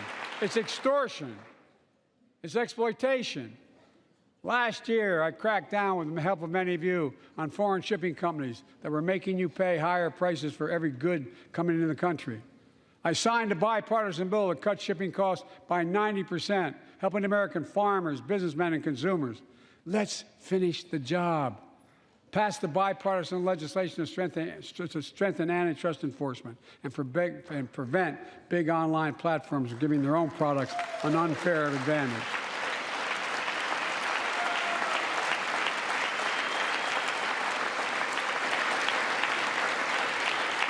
My administration is also taking on junk fees, those hidden surcharges too many companies use to make you pay more. For example, we're making airlines show you the full ticket price up front, refund your money if your flight is canceled or delayed. We've reduced exorbitant bank overdrafts by saving consumers more than $1 billion a year. We're cutting credit card late fees by 75%, from $30 to $8. Look, junk fees may not matter to the very wealthy, but they matter to most other folks in homes like the one I grew up in, like many of you did. They add up to hundreds of dollars a month. They make it harder for you to pay your bills or afford that family trip. I know how unfair it feels when a company overcharges you and gets away with it. Not anymore. We've written a bill to stop it all. It's called the Junk Fee Prevention Act. We're going to ban surprise resort fees that hotels charge on your bill. Those fees can cost you up to $90 a night at hotels that aren't even resorts. The idea that cable, internet, and cell phone companies can charge you $200 or more if you decide to switch to another provider. Give me a break. We can stop service fees on tickets to concerts and sporting events and make companies disclose all the fees up front. And we'll prohibit airlines from charging $50 round trip for a family just to be able to sit together. Baggage fees are bad enough. Airlines can't treat your child like a piece of baggage. Americans are tired of being. We're tired of being played for suckers. So pass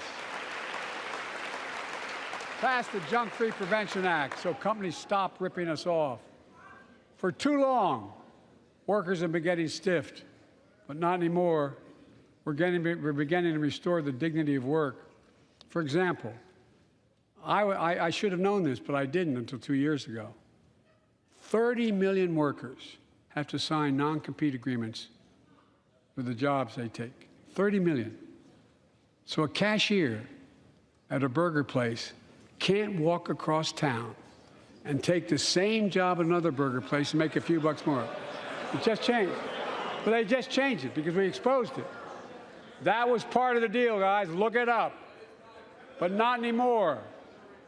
We're banning those agreements so companies have to compete for workers and pay them what they're worth.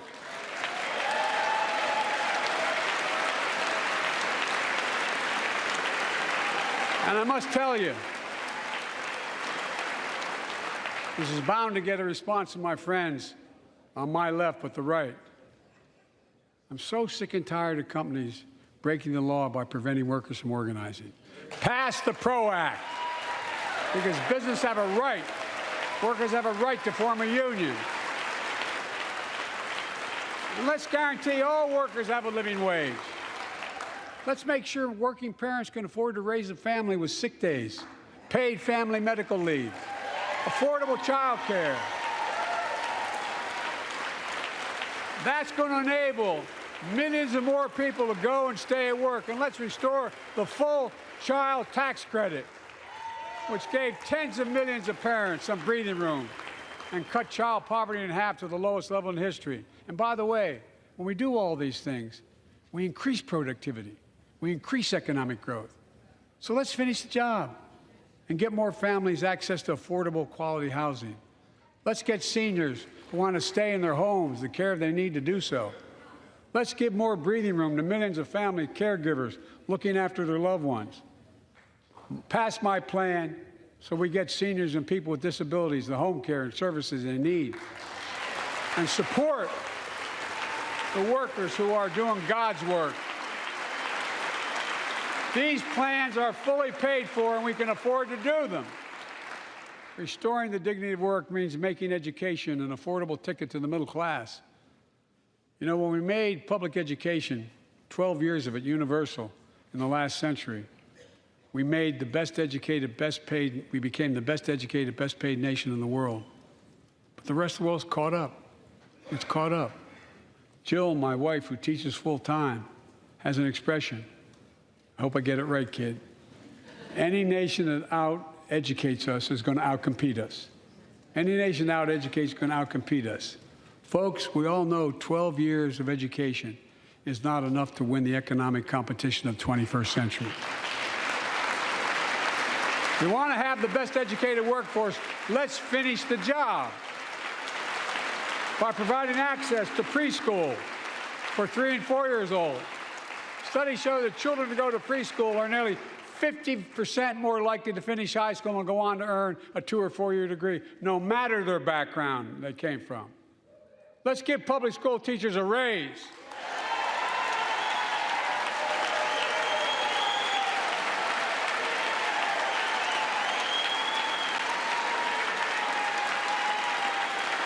We're making progress by reducing student debt, increasing Pell Grants for working and middle-class families. Let's finish the job and connect students to career opportunities starting in high school. Provide access to 2 years of community college, the best career training in America, in addition to being a pathway to a 4-year degree. Let's offer every American a path to a good career, whether they go to college or not. And folks, in the midst of the COVID crisis, when schools were closed and we were shutting down everything, let's recognize how far we came in the fight against the pandemic itself. While the virus is not gone, thanks to the resilience of the American people and the ingenuity of medicine, we've broken the COVID grip on us. COVID deaths are down by 90%. We've saved millions of lives and opened up our country. We opened our country back up, and soon we'll end the public health emergency. But that's called a public health emergency. But we'll remember the toll and pain that's never going to go away. More than 1 million Americans lost their lives to COVID. 1 million. Families grieving, children orphaned, empty chairs at the dining room table constantly reminding you that she used to sit there. Remembering them, we remain vigilant. We still need to monitor dozens of variants and support new vaccines and treatments. So Congress needs to fund these efforts and keep America safe.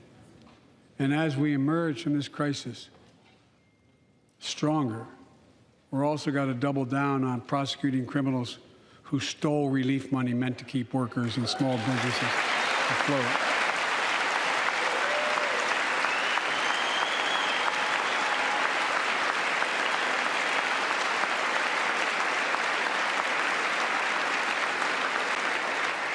Before I came to office, you remember, during that campaign, the big issue was about inspector generals who would protect taxpayers' dollars who were sidelined. They were fired. Many people said we don't need them. And fraud became rampant. Last year, I told you the watchdogs are back. Since then, we've recovered billions of taxpayers' dollars. Now let's triple the anti-fraud strike force going after these criminals, double the statute of limitations on these crimes, and crack down on identity fraud by criminal syndicates stealing billions of dollars from the American people. And the data shows that for every dollar we put into fighting fraud, the taxpayers get back at least 10 times as much. It matters. It matters. Look, COVID left its scars, like the spike in violent crime in 2020, the first year of the pandemic. We have an obligation to make sure all people are safe. Public safety depends on public trust, as all of us know. But too often that trust is violated. Joining us tonight are the parents of Tyree Nichols. Welcome.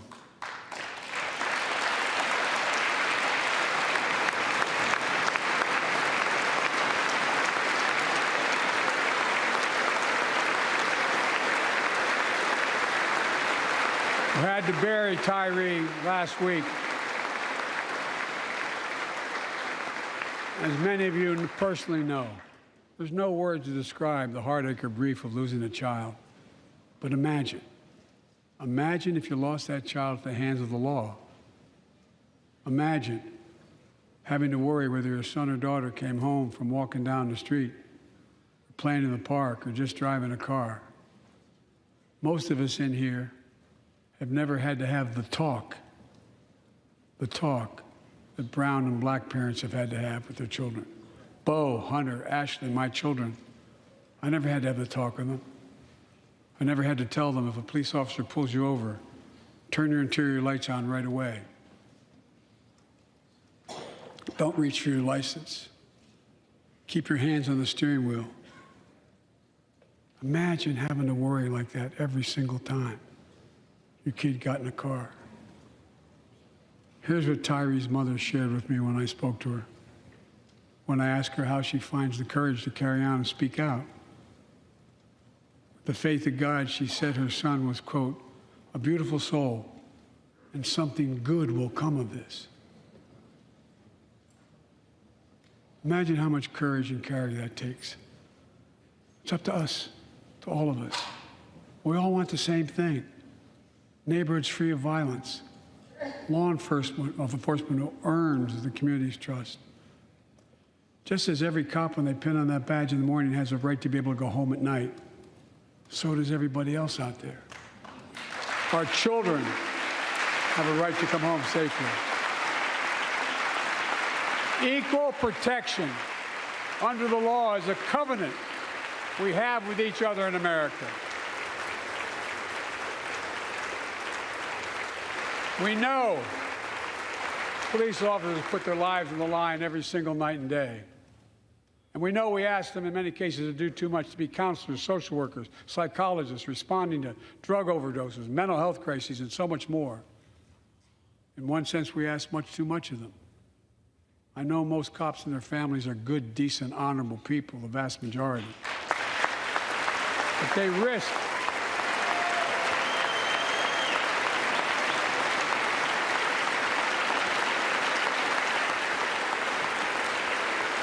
risk their lives every time they put that shield on.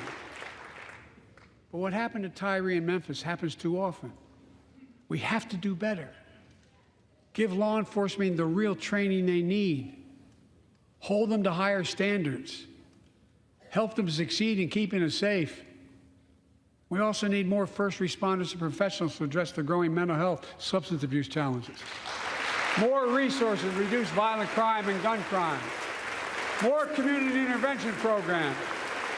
More investment in housing, education, and job training. All this can help prevent violence in the first place. When police officers or police departments violate the public trust, they must be held accountable. With the support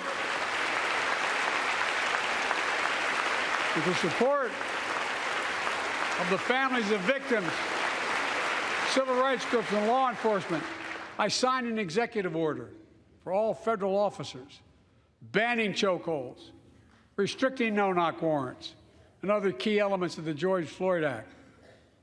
Let's commit ourselves to make the words of Tyler's mom true. Something good must come from this. Something good.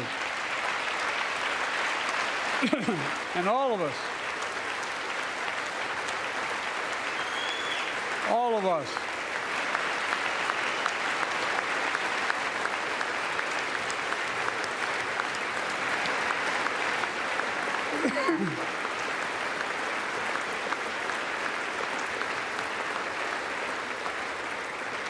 folks, it's difficult, but it's simple. All of us in this chamber, we need to rise to this moment. We can't turn away. Let's do what we know in our hearts that we need to do. Let's come together to finish the job on police reform. Do something. Do something. That was the plea of parents who lost their children in Uvalde. I met with every one of them.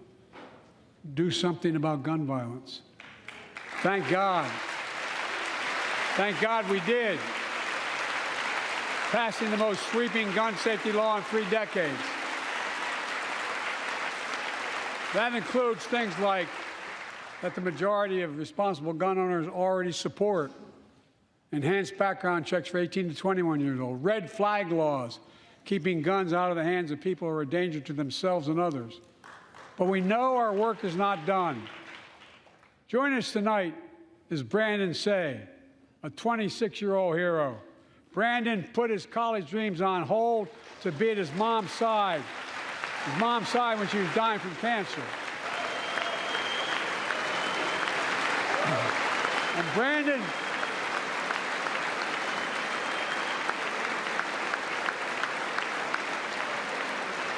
Brandon now works at the dance studio started by his grandparents. And 2 weeks ago, during the Lunar New Year celebrations, he heard the studio door close, and he saw a man standing there pointing a semi-automatic pistol at him. He thought he was going to die, but he thought about the people inside. And in that instant, he found the courage to act and wrestle the semi-automatic pistol away from the gunman who had already killed 11 people in another dance studio. 11. He saved lives. It's time we do the same. Ban assault weapons now. Ban them now. Once and for all.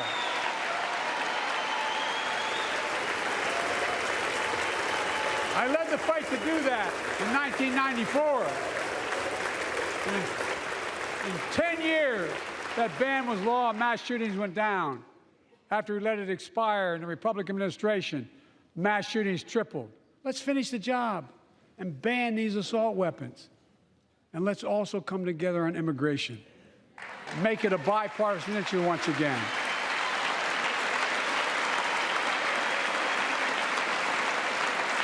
We now have a record number of personnel working to secure the border, arresting 8,000 human smugglers, seizing over 23,000 pounds of fentanyl in just the last several months. We've launched a new border plan last month. Unlawful migration from Cuba, Haiti, Nicaragua, and Venezuela has come down 97% as a consequence of that. But American border problems won't be fixed until Congress acts. If we don't pass my comprehensive immigration reform, at least pass my plan to provide the equipment and officers to secure the border.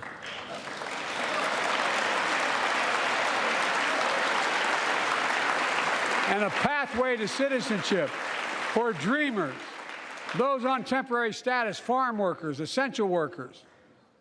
Here in the People's House, it's our duty to protect all the people's rights and freedoms. Congress must restore the right and the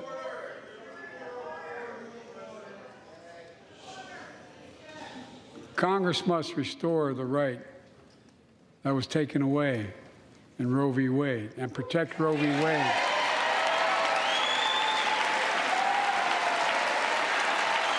Give every woman a constitutional right. The Vice President and I are doing everything to protect access to reproductive health care and safeguard patient safety. But already more than a dozen states are enforcing extreme abortion bans. Make no mistake about it. If Congress passes a national ban, I will veto it. But let's also pass the Bipartisan Equality Act to ensure LGBTQ Americans, especially transgender young people, can live with safety and dignity. Our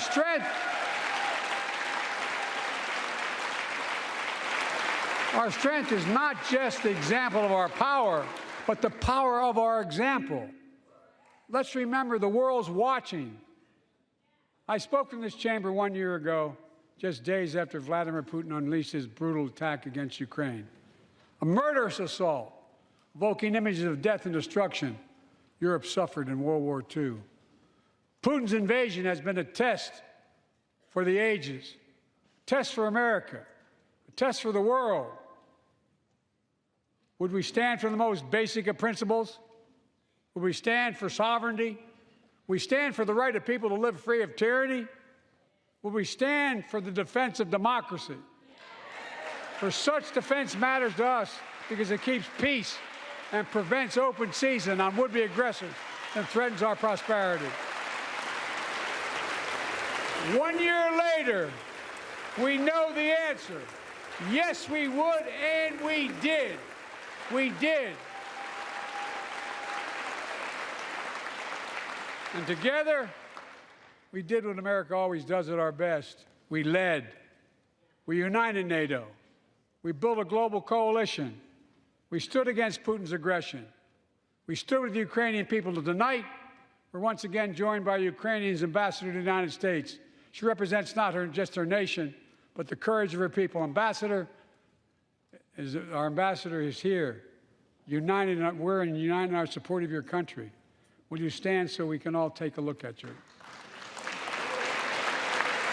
Thank you.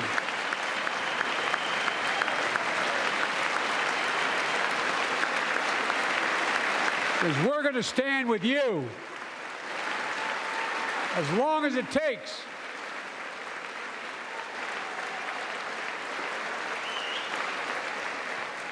Our nation is working for more freedom, more dignity, more peace, not just in Europe, but everywhere.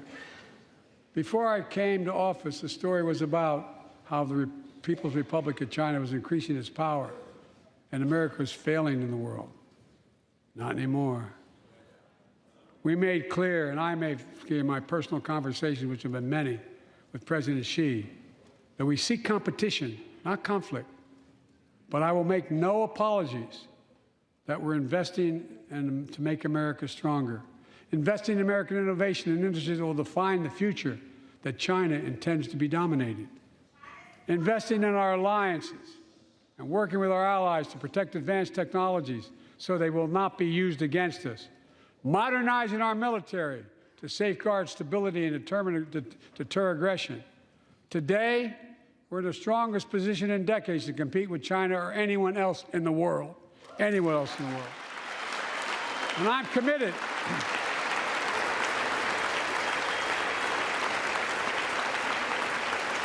I'm committed to work with China where we can advance American interests and benefit the world. But make no mistake about it. As we made clear last week, if China threatens our sovereignty, we will act to protect our country, and we did.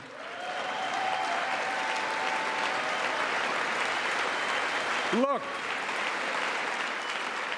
let's be clear.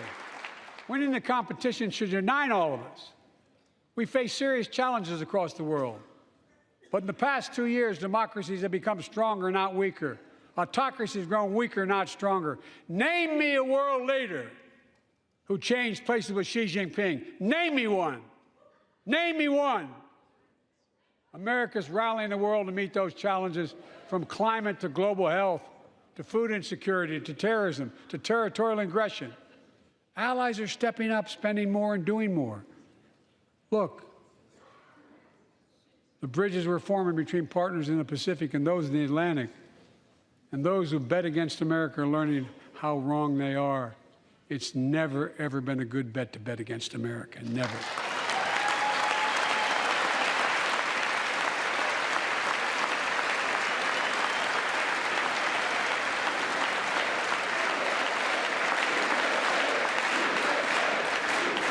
Well,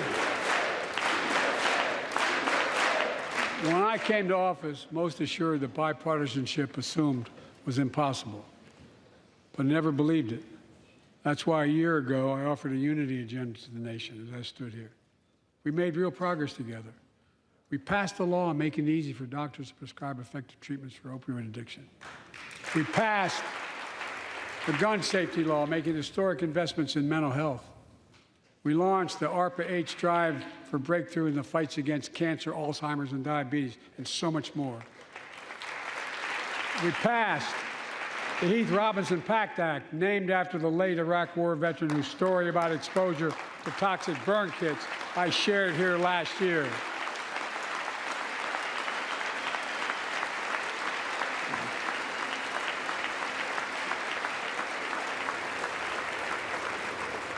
I understand something about those burn pits, but there's so much more to do. We can do it together. Joining us tonight is a father named Doug from Newton, New Hampshire. He wrote Jill, my wife, a letter, and me as well, about his courageous daughter, Courtney. A contagious laugh, his sister's best friend, her sister's best friend. He shared the story all too familiar to millions of Americans and many of you in the audience. Courtney discovered pills in high school. It spiraled into addiction and eventually death from a fentanyl overdose. She was just 20 years old. Describing the last 8 years without her, Doug said, "There's no worse pain." Yet their family has turned pain to purpose, working to end the stigma and change laws. He told us he wants to start a journey toward American recovery. Doug, we're with you. Fentanyl is killing more than 70,000 Americans a year. Big, you got it.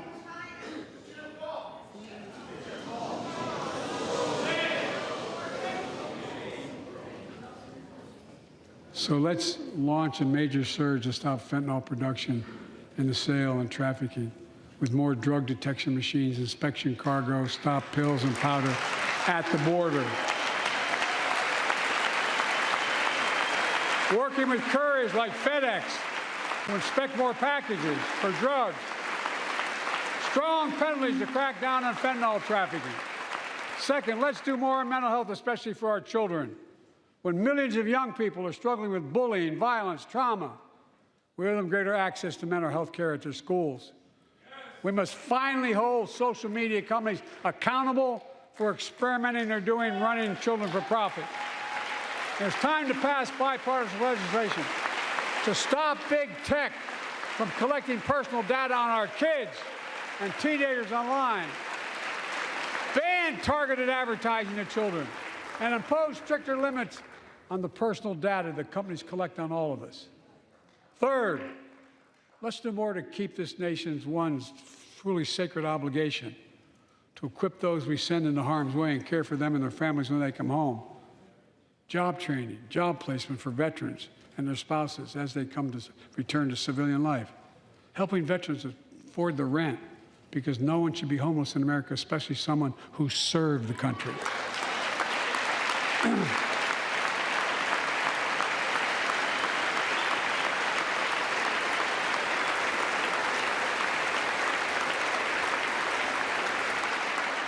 Dennis McDonough is here of the VA. We had a first real discussion when I asked him to take the job. I'm glad he did. We were losing up to 25 veterans a day on suicide. Now we're losing 17 a day to the silent scourge of suicide. 17 veterans a day are committing suicide. More than all the people being killed in the wars. Folks, VA is doing everything it can, including expanding mental health screening, proven programs that recruits veterans to help other veterans understand what they're going through, get them the help they need. We got to do more. And fourth, last year, Jill and I reignited the cancer moonshot that I was able to start with President Obama asked me to lead our administration on this issue. Our goal is to cut the cancer death rates at least by 50% in the next 25 years. Turn more cancers from death sentences to treatable diseases. Provide more support for patients and their families. It's personal to so many of us in this audience. Joining us are Morris and Candice, an Irishman and the daughter of immigrants from Panama. They met and fell in love in New York City and got married in the same chapel Jill and I got married in New York City. Kindred spirits. He wrote us a letter about his little daughter, Ava, and I saw her just before I came over. She was just a year old when she was diagnosed with rare kidney disease, cancer. After 26 blood transfusions, 11 rounds of radiation, 8 rounds of chemo, 1 kidney removed, giving a 5% survival rate. He wrote how in the darkest moments he thought, if she goes, I can't stay. Many of you have been through that as well. Jill and I understand that like so many of you. And he read Jill's book describing our family's cancer journey. and how we tried to steal moments of joy where we could with Bo. For them, that glimmer of joy was the half smile of their baby girl. It meant everything to them. They never gave up hope. Little Ava never gave up hope. She turns 4 next month. They just found out Ava's beating the odds, is on her way to being cured of cancer.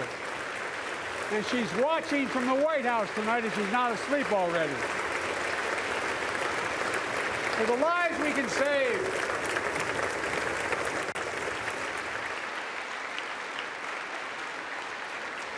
For the lives we can save and the lives we've lost, let this be a truly American moment that rallies the country and the world together and proves that we can still do big things. 20 years ago, under the leadership of President Bush and countless advocates and champions, he undertook a bipartisan effort through PEPFAR to transform the global fight against HIV/AIDS. It's been a huge success. He thought big. He thought large. He moved. I believe we can do the same thing with cancer.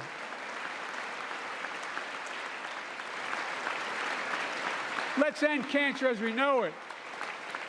Cure some cancers once and for all. Folks, there's one reason why we've been able to do all of these things: our democracy itself. It's the most fundamental thing of all. With democracy, everything's possible. Without it, nothing is. The last few years, our democracy has been threatened and attacked, put at risk, put to the test in this very room on January the 6th. And then just a few months ago, an unhinged big lie assailed and unleashed a political violence, the home of the then Speaker of the House of Representatives, using the very same language the insurrectionists used as they stalked these halls and chanted on January 6th. Here tonight in this chamber is a man who bears the scars of that brutal attack, but is as tough and as strong, as resilient as they get. My friend Paul Pelosi. Paul, stand up.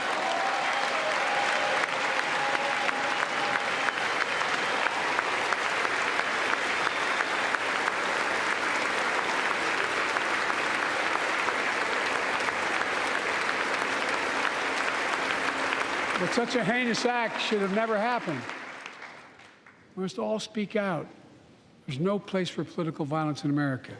We have to protect the right to vote, not suppress the fundamental right. Honor the results of our elections, not subvert the will of the people. We have to uphold the rule of law and restore trust in our institutions of democracy. And we must give hate and extremism in any form no safe harbor.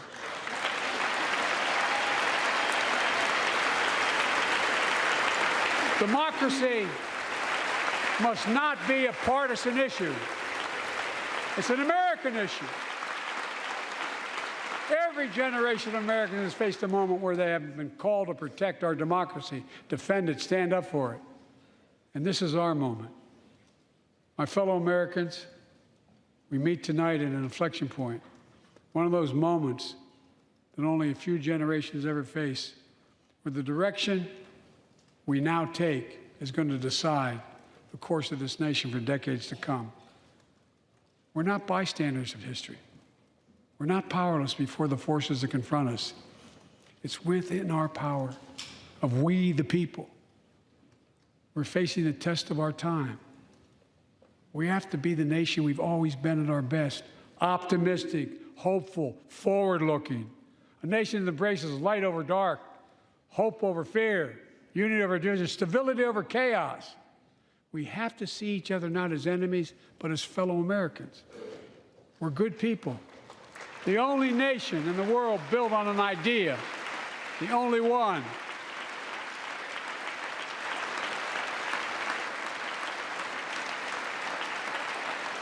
Other nations are defined by geography, ethnicity, but we're the only nation based on an idea that all of us, every one of us, is created equal in the image of God. A nation that stands as a beacon to the world. A nation in a new age of possibilities. So I've come to fulfill my constitutional obligation to report in the State of the Union. And here's my report. Because the soul of this nation is strong, because the backbone of this nation is strong, because the people of this nation are strong, the State of the Union is strong.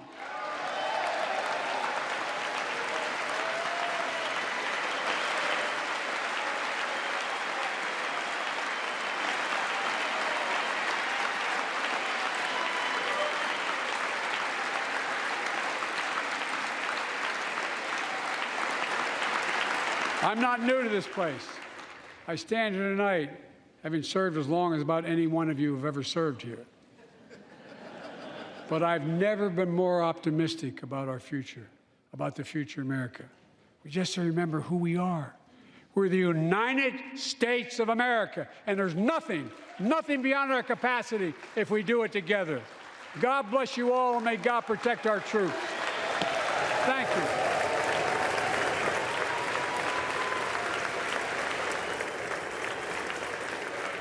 President Biden delivers his second State of the Union address.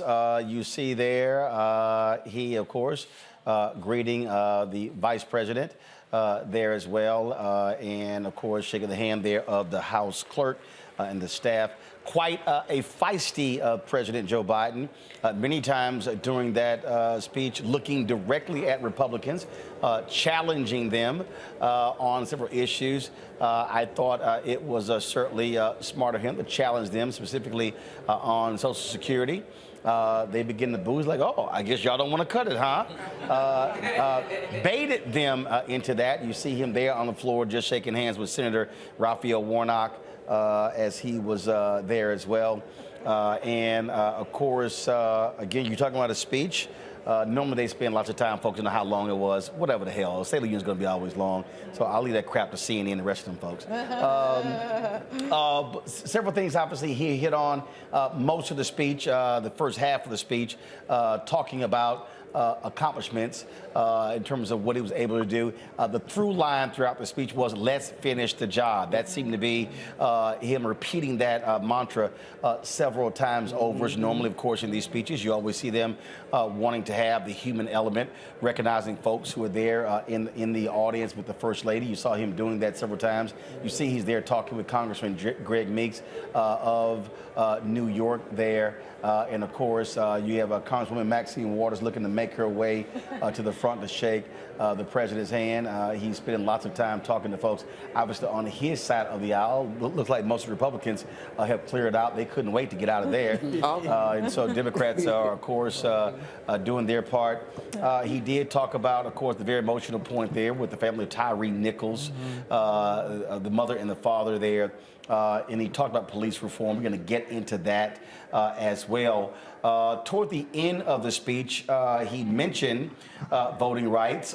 It was a quick mention, nothing substantive there as well. Let's go to Melanie Campbell. Going to go to you first, National Coalition of Black Civic Participation. That has to be disappointing, Melanie, that he virtually spent no time pushing Congress to take action when it comes to voting in this country. Yeah, I thought it was a very strong speech, but that was missing. When he talked about reproductive rights, very important, and when you talk about democracy and the attack on democracy, and not mention, I do believe that was the very thing that I think that was a major missing. But it was a great, strong speech, a lot of great coverage, and I liked him going straight at folks. That's like being, you got folks that look at him in the eye. And that was really important as well, that he showed he is not scared, as they say. But I think that voting rights should have been moved very, very much so.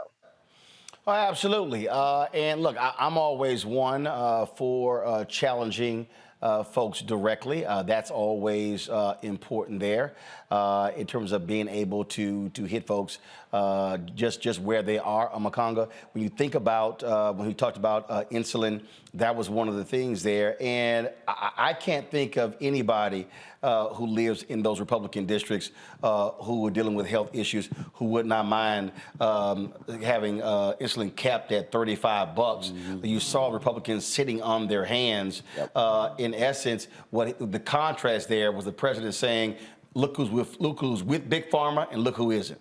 Absolutely. And when he talks about let's get the job done, what he talked about tonight, this is what he needs to do across the country. He needs to take the message to all of Americans, especially these rural folks and Republicans, to let them know that the policies I'm putting in place are benefiting you. When he's talking about not only the insulin, but even when he talked about the infrastructure. Like these guys can't benefit from good roads and good bridges and good schools and reconstruction of that type of sort. And so if he can go with this type of message, really take it home to the people and drive it, he can actually, and like you said, he saw the Republicans who are there, they didn't stand up for any of that. So he can literally say, the people you are supporting, who are you really going to get out there and claim when it's time to vote? Because you know these guys are going to come and claim what I did anyway. Right, yep. They're trying to get paid off the path I laid, but I'm the one who's actually making it happen. So we need to get this job done. He needs to take that across the country, him, Harris, and the whole party.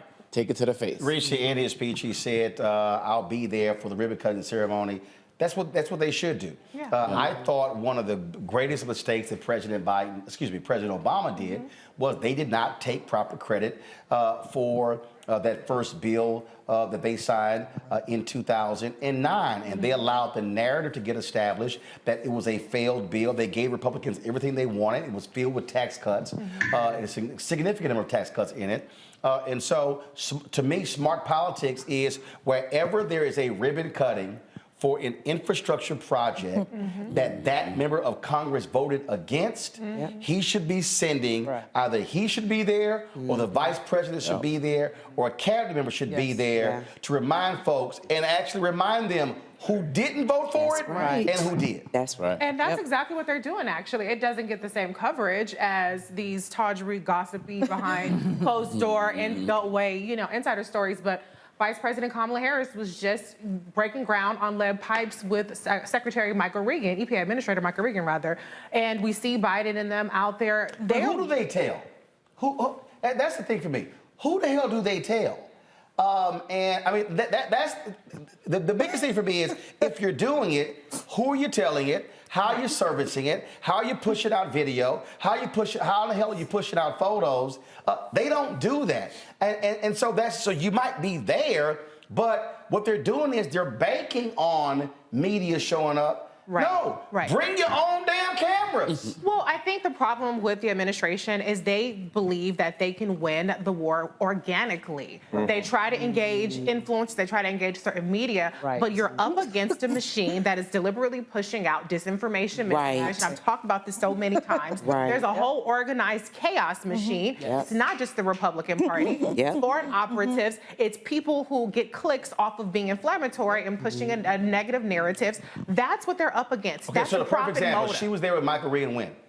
It was last week. Gotcha, last week. All right, so let me go to the vice president. No, here's a perfect example. So, I'm just trying to illustrate for folks so they can understand again how this works. Let's see here. Go to my iPhone. So I'm on the vice president's Twitter page. Let me slide over here to media. Let me click media. Okay, and let's go to media. Okay, so we got that. We got photos. I'm looking for last week. Let's see here. That's a day ago. Again, I'm seeing photos. Well, she does do a lot. You're seeing she does do a lot. Right. These are all I'm different seeing appearances. that. And so here we go. All right, this is 4 days ago. They make the largest investment in America's water infrastructure in history. Okay, we got a photo. She had an entire summit with different leaders. But here's my whole deal. It's a Twitter page. Where the video? Where the clips?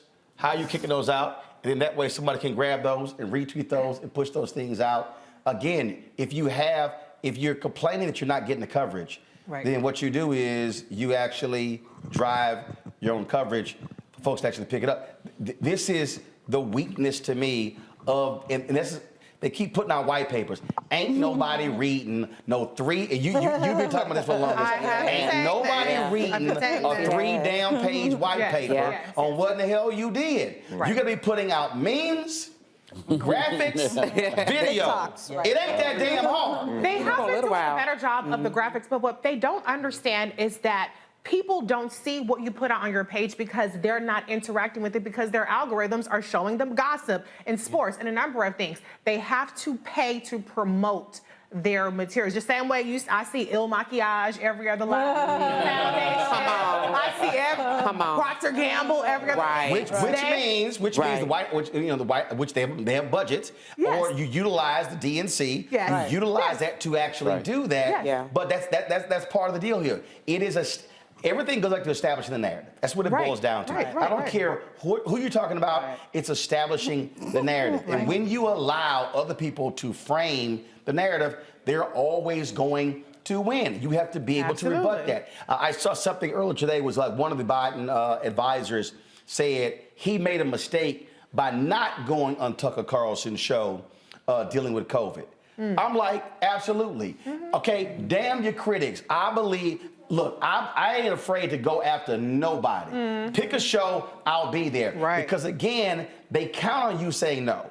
They want you to say no. When you say yes, it's like, oh, damn, now I'm going to actually talk to them. Because they're coming here. And that's what they actually don't do. Hold tight 1 second. We're going to continue our conversation about President Joe Biden's State of the Union address. Reddit Hudson, we're going to be talking with him about his thoughts of what he had to say about police reform. I got something to say. White House, y'all ain't gonna like it, but tough, it needs to be said about what he said about police reform in his speech. We'll talk about that and more as you're watching the Black Star Network's exclusive coverage on President Joe Biden's State of the Union address. Ain't nobody else in black media having this conversation right now. They probably showing some sitcoms on other networks. And of course, those other black websites, they probably talk about gossip, as you were talking about. That ain't what we do. And so we're having the real conversation, keeping you informed about what's going on. You're watching the Black Star Network. We'll be back in a moment.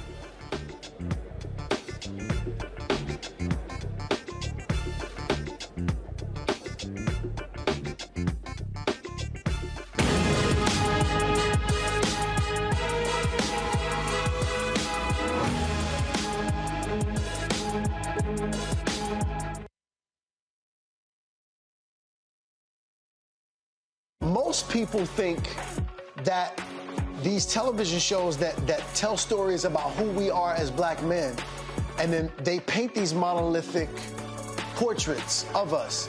They think that they're being painted by white people. And I gotta tell you, there are a whole bunch of black folk that are the creators, the head writers, the directors of all of these shows, and that are still painting us as monoliths. The people don't really want to have this conversation. No, they don't.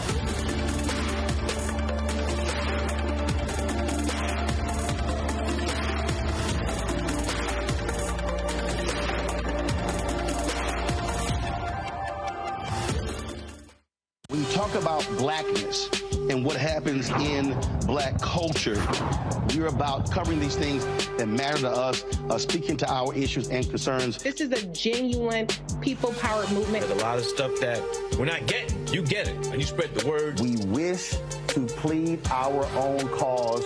Too long have others spoken for us. We cannot tell our own story if we can't pay for it. This is about covering us. Invest in black-owned media. Your dollars matter. We don't have to keep asking them to cover our stuff. So please support us in what we do, folks. We want to hit 2,000 people, $50 this month, raise $100,000. We're behind 100,000, so we want to hit that. Y'all money makes this possible. Check some money orders. Go to P.O. Box 57196, Washington, D.C. 20037-0196. The Cash App is $RM Unfiltered. PayPal is R Martin Unfiltered. Venmo is RM Unfiltered. Zelle is Roland at RolandSMartin.com.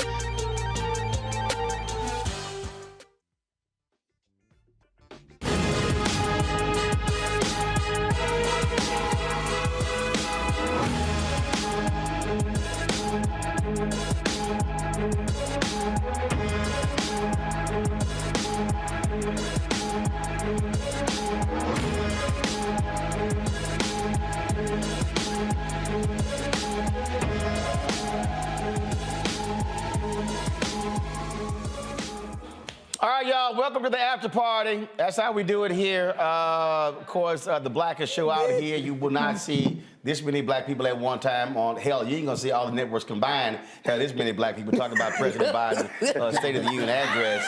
Hell, it'd take them a whole week to have this many black people talking about it. We'll continue our conversation discussing what, of course, what he had to say. Dean, I'm going to go to you. I thought one of the worst moments for the Republicans tonight, when the president says, I'm going to order all construction materials on infrastructure projects to be made in America, they all sit their ass down. I'm like, okay, now damn, I get, okay, Republicans and Democrats, but how the hell you don't stand up on that one? Right, but Roland, you've been in town long enough, you know that. Hold up, my phone. Pardon. You've been in town long enough. You know the political dance that's played. So yes, Republicans typically stand and clap for anything USA made in America. This was being pitched by Biden, so there's a jaundiced skepticism to it. But we know how this. We know. I get the game. You know what I mean? But you can't say.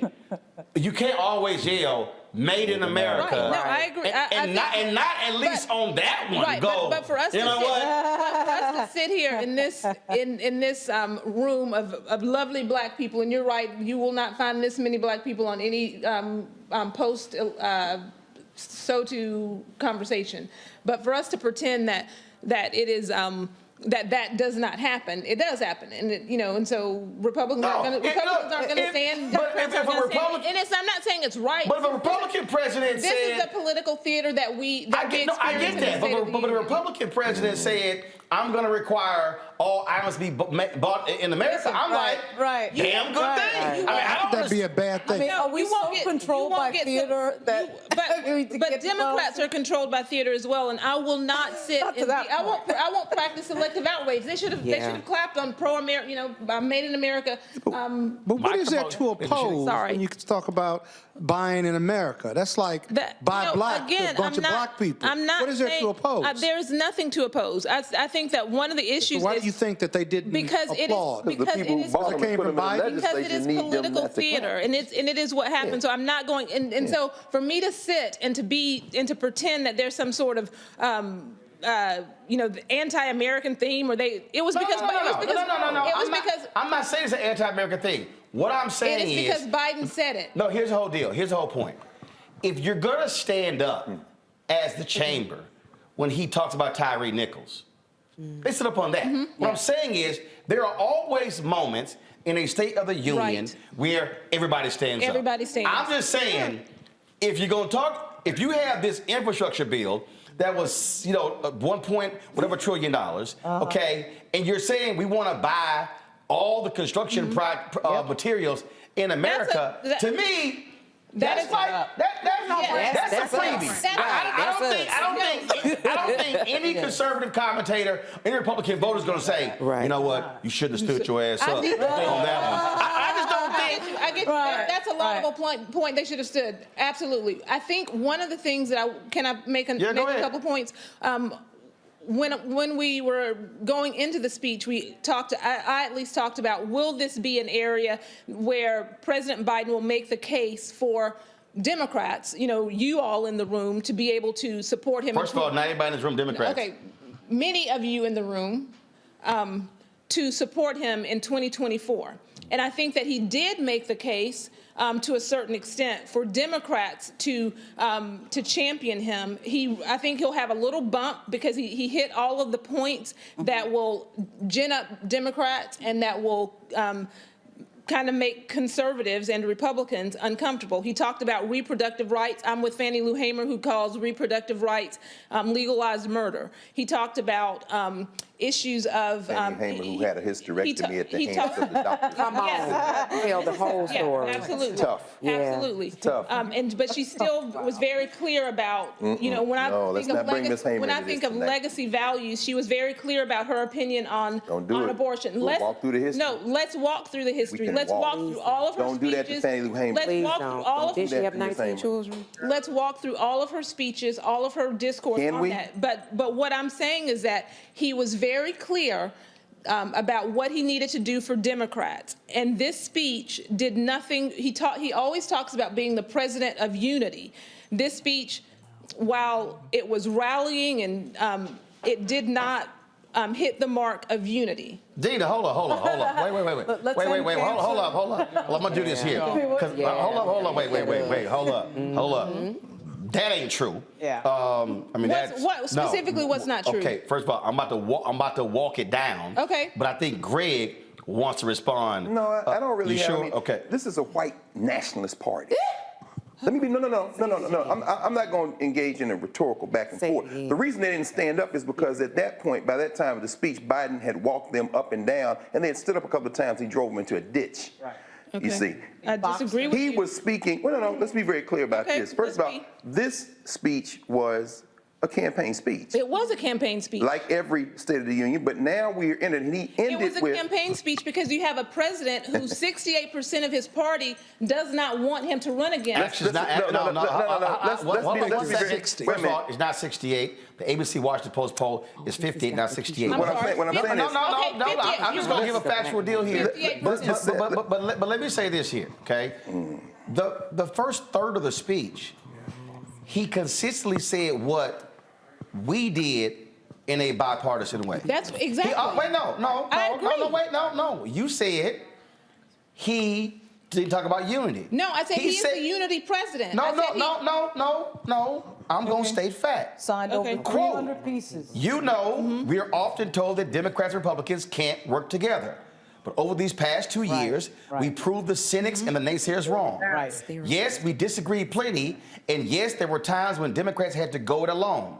But time and again, Democrats and Republicans came together. Came together to defend a stronger and safe Europe.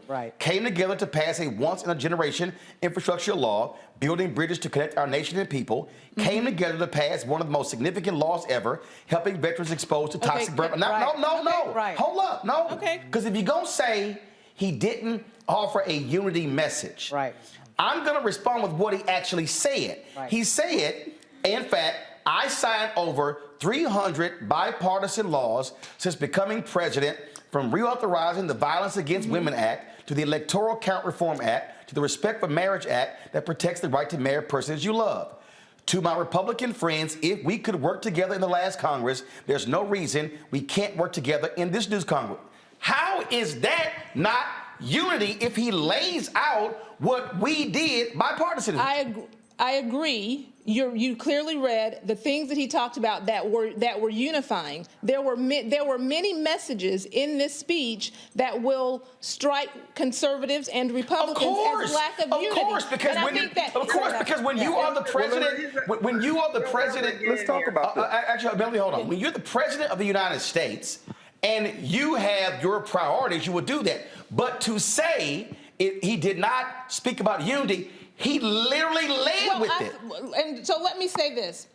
He talked about these areas of unity, but from me as a conservative and a Republican, recognizing that those are two not necessarily the same things, but as a conservative and a Republican, for me, his message, there were many things that were so for his base that and for his 2024 election. But isn't that what you do? Hold on. Give us some examples. Hold on a second. Melanie, your comment. But that's kind of like, that's actually what presidents do. Democrats get up and do this conciliatory thing. Republicans never do that. When did Trump ever do that? They're terrible. When did Trump ever do that? I think you can't. So why would he value? Why does the Democratic Party have to be conciliatory?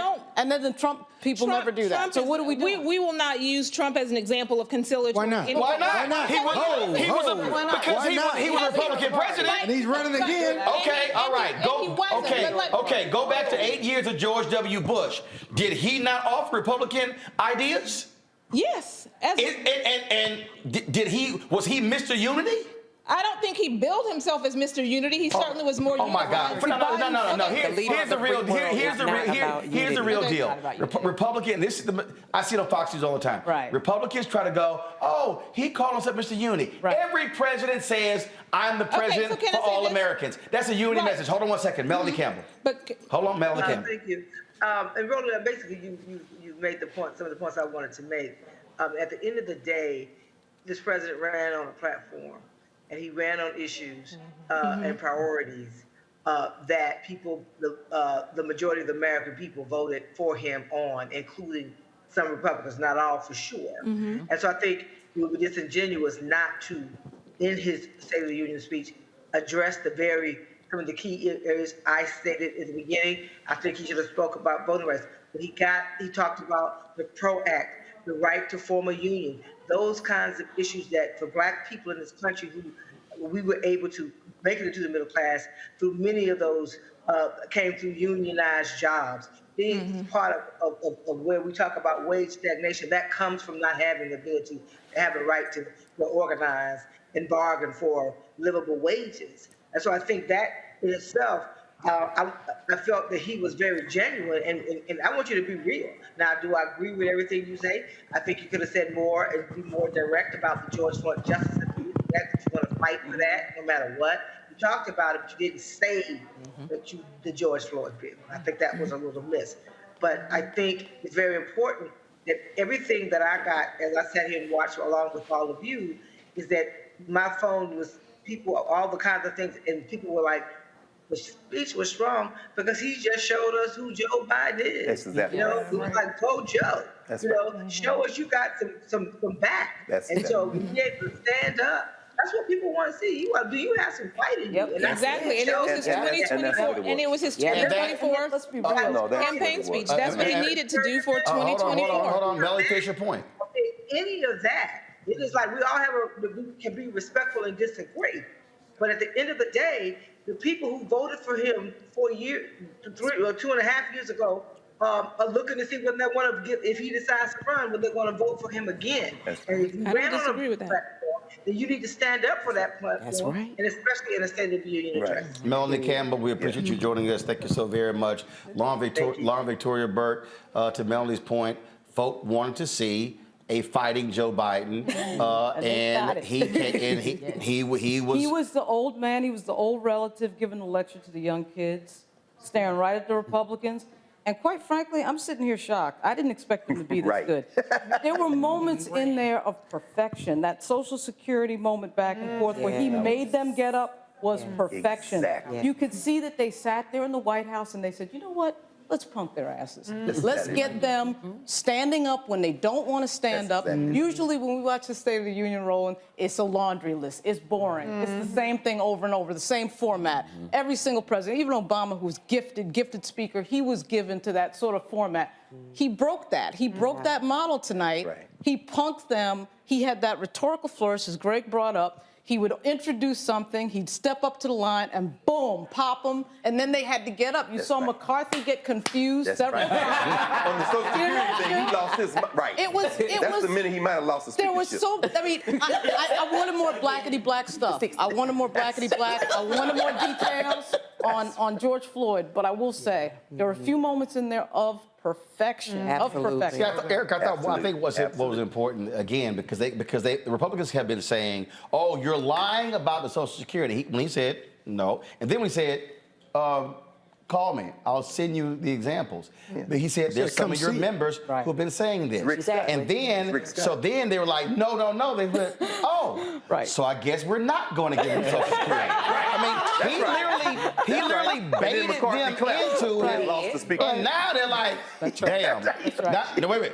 It's all on camera now. Absolutely. And those people, the constituents that they represent, are going to be calling them about that. Joe Biden snatched edges. Period. He did. He really did. And I said to Greg, I think he listened to you because that is really what everybody has been pining to see. Even his haters. Like, oh shit, like we really do have to compete and run against him. You absolutely do. And that was something that people will have to sit with. In fact, I want to make this one because the Republicans are against capping insulin, correct? They are? Yes. When well, tonight they are. That was basically a clip speak. In other words, the campaign started tonight, whether he runs or not. When he caught Chip Roy's ass standing up and then froze him there. No, stay there. On the insulin. See, these people, some of y'all, and he was kept looking at, some of y'all got insulin. Some of y'all got diabetes. And he kept making that point. Many people in this room. He's talking to Marjorie Taylor Greene's electorate. He's talking to Chip Roy's electorate. You open traders in this house, we have capped insulin at $35 a dose when it takes them $10 to $13 to make it. And you're going to be on the record, and we're going to run this clip, because most people are not going to watch the State of the Union. Right. That was a series of short burst, 10 to 30 second clips that they are now going to repackage and make these people own their rejection of their working class. That's if they know how to do it. Here's the deal. Here's the deal. I'm going to break in 30 seconds, but I'm going to say what they have to do, which is what I specifically said to President Obama directly. Do not, if you talk about the point about insulin, don't go to some damn suburb in Ohio or Virginia. That's right. What Joe Biden needs to do, and what President Biden and Vice President Harris need to do, go to the brokest, sickest, whitest, highest diabetes county in a red state, and tell them y'all are spending $500 a month for insulin, and I'm trying to cap it at 35, and your senator and your congressman is with Big Pharma. Who should you support? No question. They have. You have to go to the belly of the beast, and the data is there. Hold on one second. Hold on one second. I'm going to a break. We're going to pick it up when we come back. We're also going to talk about police reform and some of the other issues. President Joe Biden's State of the Union speech tonight before Congress. We'll be back on Black Star Network in a moment. Man. Who could be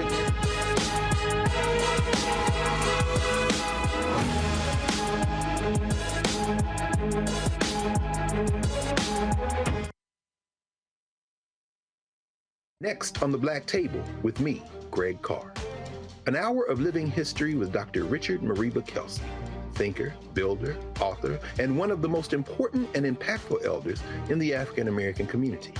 He reflects on his full and rich life and shares his incomparable wisdom about our past, present, and future. African genius is saying that my uncle was a genius, my brother was a genius, my neighbor was a genius. I think we ought to drill that in ourselves and move ahead rather than believing that I got it. That's next on the Black Table, here on the Black Star Network. Next on Get Wealthy with me, Deborah Owens, America's Wealth Coach. Listen to this. Women of color are starting 90% of the businesses in this country. That's the good news. The bad news, as a rule, we're not making nearly as much as everyone else. But joining us on the next Get Wealthy episode is Betty Hines. She's a business strategist, and she's showing women how to elevate other women. I don't like to say this openly, but we're getting better at it. Women struggle with collaborating with each other. And for that reason, one of the things that I demonstrate in the sessions that I have is that you can go further together if you collaborate. That's right here on Get Wealthy, only on Black Star Network.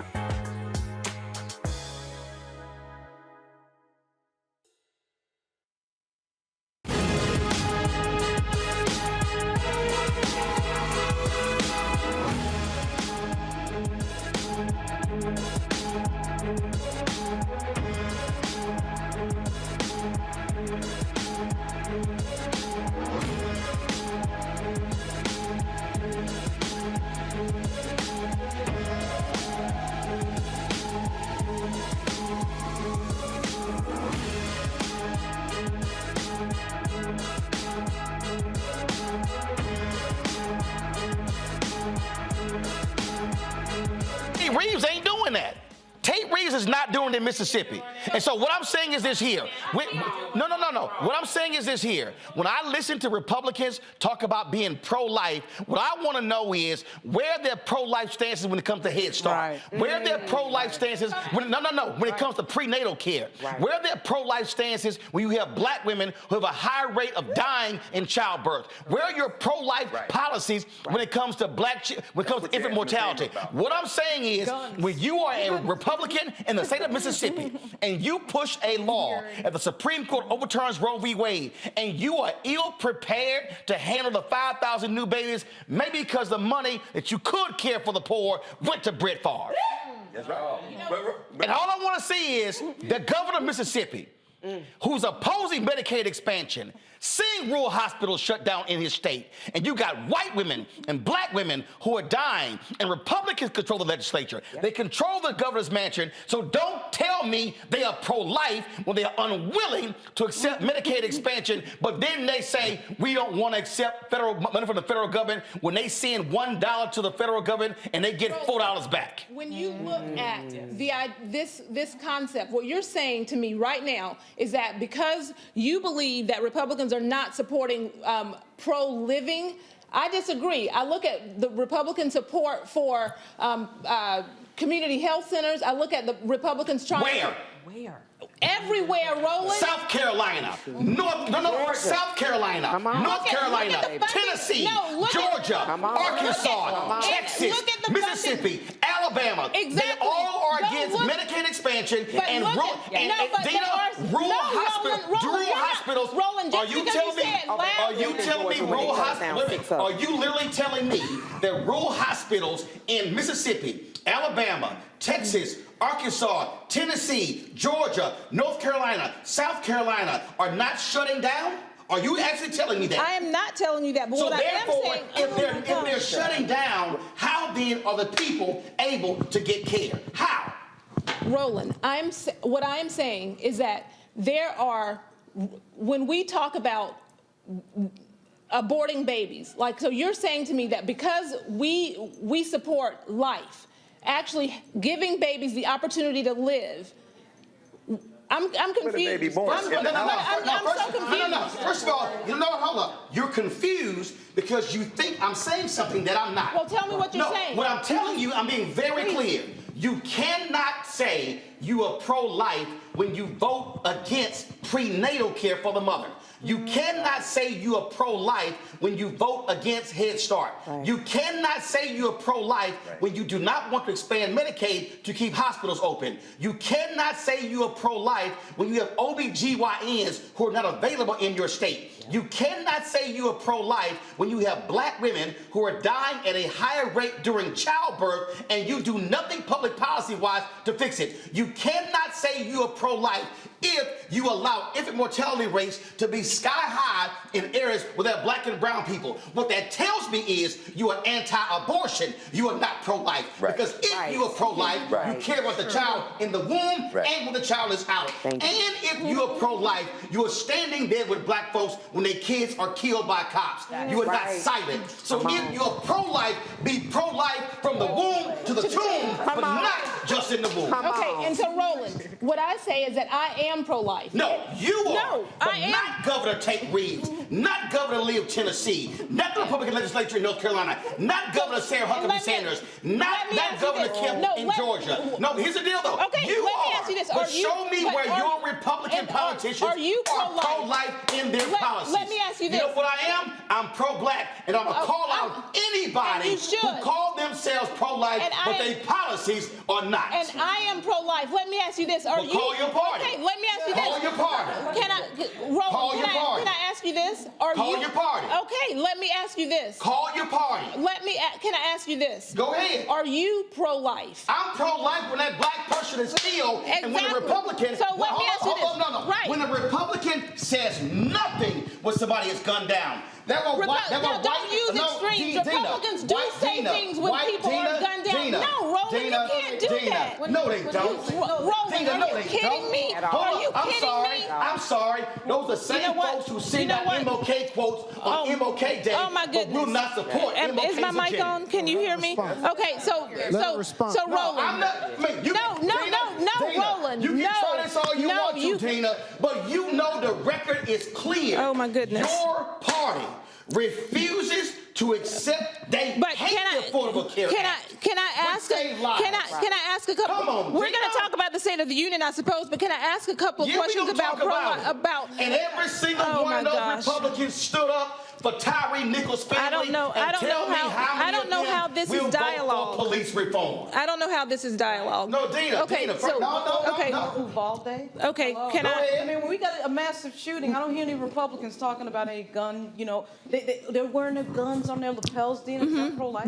Is that pro-life? You have an Uzi on I think your that is lapel. pro-2A, but let me. Is that pro-life? I'm sorry, what's that? McCarthy clearly deceived. What I want to, what I want to say, no one's. I have a chance. First of all, I want to have a conversation about if Republicans are not.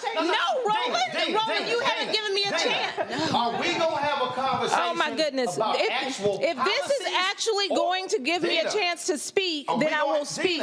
You can ask me about being pro-life, about being pro-choice. Oh my goodness! What I know is fact. Oh my goodness! As a native Texan, what I see from Governor Greg Abbott, Lieutenant Governor Dan Patrick, the Republican legislature, what I see are folks who are pushing anti-abortion bills, not pro-life bills. Because if you telling me you pro-life, you better be pro-life in a whole bunch of areas beyond a woman's uterus. That's the point. That's the point that I am when you look at, I'm sorry, go ahead. Exactly. They're not pro-life, they're pro-controlling women. That's what it comes down to. Okay, right.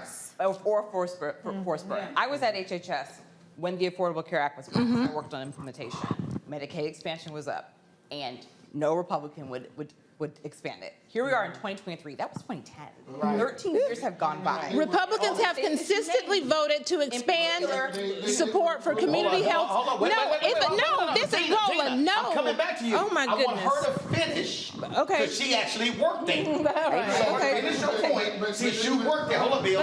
Finish your point. I don't understand how this. I'm going to let the person who worked there tell us what happened when she worked there. I worked in governmental affairs with the governors. There was full resistance from Republican governors to expand Medicaid. And to your point earlier, they actually got money from us to expand health services in primarily red states. They wouldn't take it because they didn't want to be known as taking money from President Barack Obama. Right. So if you can say, you're going to say you're pro-life, but you're going to let your community health centers fall, you're going to let women die, forcing them to give birth, drugs are going up, and you just didn't care. Now, they tried to make it a partisan issue, but it was about health care. And to your point earlier, the Affordable Care Act actually did benefit those people in that audience. Right. And Republicans have consistently... It helped primarily black people get access to health care. Okay, Bill and Dina. Bill and Dina. You're going to talk, Dina. Dina, you're going to talk. But Bill's going to talk. But they went further. The act also said the states, will set up exchanges so that people can buy health care.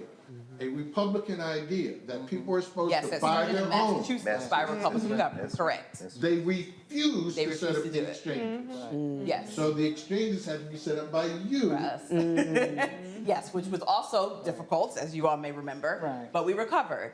And then the issue was, it was considered, what was the word that they would say? Like, it was weird. It wasn't, it wasn't real health care. It was fake plans. And they did that with red states and states out west with many Latinos who needed health care as well. And it was very interesting how up here in the Northeast, we all had health care. We had really good plans to choose from. When you went south, you didn't. Exactly. And our people continue to suffer. Republican governors just turned away. And we tried our best to make sure we got people enrolled in health insurance. And this is one of the points Biden mentioned tonight in his speech. He did. Republicans have consistently been in support of expanding support to community health centers. So you're saying that when you were at HHS... Absolutely not. When Barack Obama was president, they wouldn't do anything Barack Obama wanted to do. Are you kidding? Republicans... So legislation to support community health centers was that was a key part of the act. Okay, well... A key part of the act were the community health centers, and I was at the Department of Labor at the time, and a key component was to train people for those health centers, and including training people. This was in the law. Okay. We worked on this. I'm confused. Let me just say this. I'm confused. I'm confused. Go ahead. I'm sorry. I'm confused to have two people that were there. The law. They were there. And you saying that ain't true. I am as well. I'm confused as well. Last point. So, to your question about, or your statement about Republicans caring. So when we left, when Obama left office, when our administration left, there were many people in our departments that were specifically designed to implement the Affordable Care Act. They all had to get removed. They all moved to different offices. And do almost so- do absolutely. Many of my friends, people who are career political, when Trump came in. Yes, sorry, thank you. I did not make that point. When Trump came in, we don't need to continue that work. And remember, they stopped even advertising, signing up for the Affordable Care Act. Yes, it was very low key, and my former colleagues and friends, they were miserable because they couldn't actually do the work that they were. So now, I'm trying to understand. If So if led by they're him, telling you they turned the money down for Medicaid expansion, they turned the money down for community health centers, what are you talking about that GOP supports it?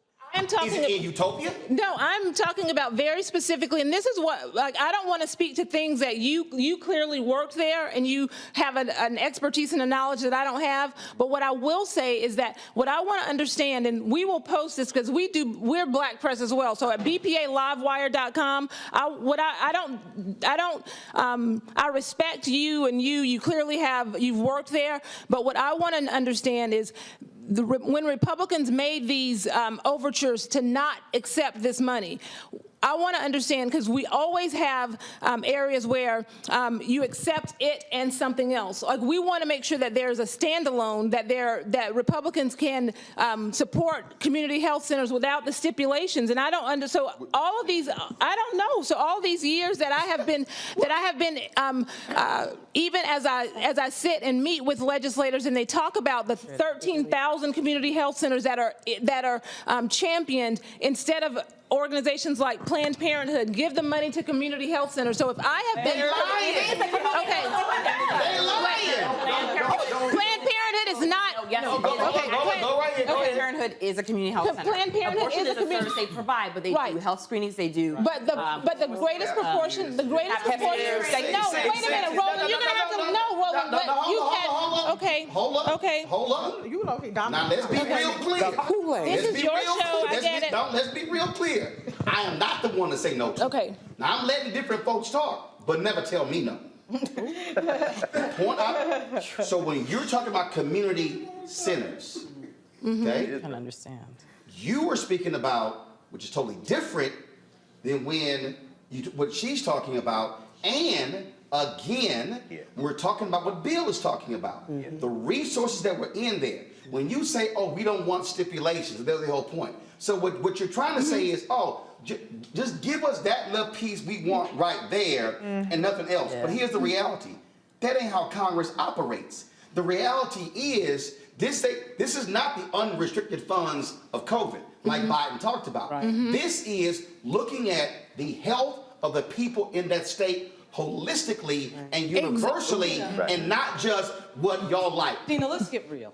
The Republican Party was against the Affordable Care Act. Period. Well, of course. We want to play these No, I'm not going to say that. Did I ever say that they were not? And we saw tonight, they are against lowering prescription drugs. I never said that the Republicans. Get back to the big point about pro-life, pro-choice, and pro-life and pro-health. I mean, how is that pro-life? Let's deal with this here. Back up tonight. Again, explain to me. I still want to know. Why is the Republican Party against lowering prescription drugs? I don't think that the Republican Party is against lowering prescription drugs. I think that the question is, how are we going to pay for it? Right. But this is a great point. Again, this is the great point. Greg, I'm just going to say this real quick. He was speaking there tonight, but he's really putting in the clips for the war over the next 24 months. Let me be very specific. Right.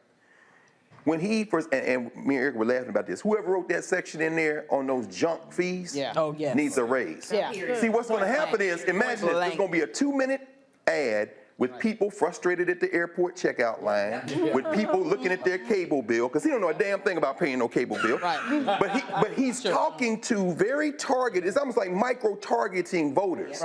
He didn't spend a lot of time on the culture wars, abortion and all that, because that's not going to poll well. But what he seeded in there, the class warfare he snuck in there, when it comes to quadrupling the taxes on the stock buybacks, was for a commercial on rising gas prices. Because they're going to say somebody at the pump, somebody word, and then Joe Biden's voice going to come in and say, I am going to tax the people who he's giving. $200 billion in profits. Exactly. Last year alone. He's making commercials. Finally, I'll end with this, because it was a speech, but most people don't watch this. When they're not into policy like this, they're going to watch the commercials that come out over the next 12 months. Right. I'll end with this. I think it's very important. The dignity of work. He kept coming back with that. Right. Who he's talking to is the people who are going to vote. The reason that he's not trying to expand the base now, because Joe Biden and his advisors know very clearly that most people in this country have checked out. Right. They are micro-targeting to win primaries, to win the general election. And guess what? He did not say a word about how he's going to pay for it in terms of dollars. No, he did. Right. No, but he did. But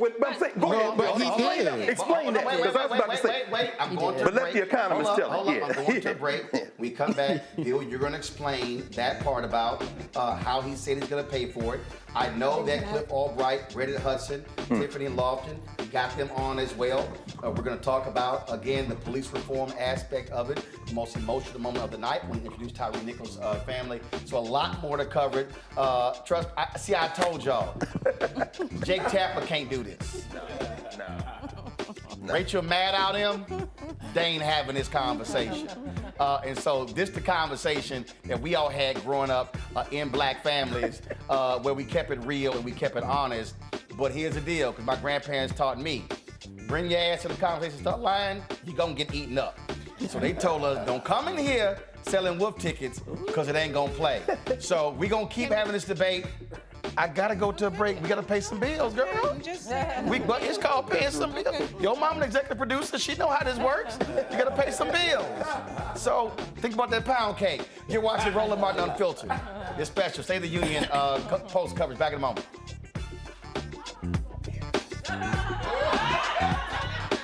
That's fine. That's fine.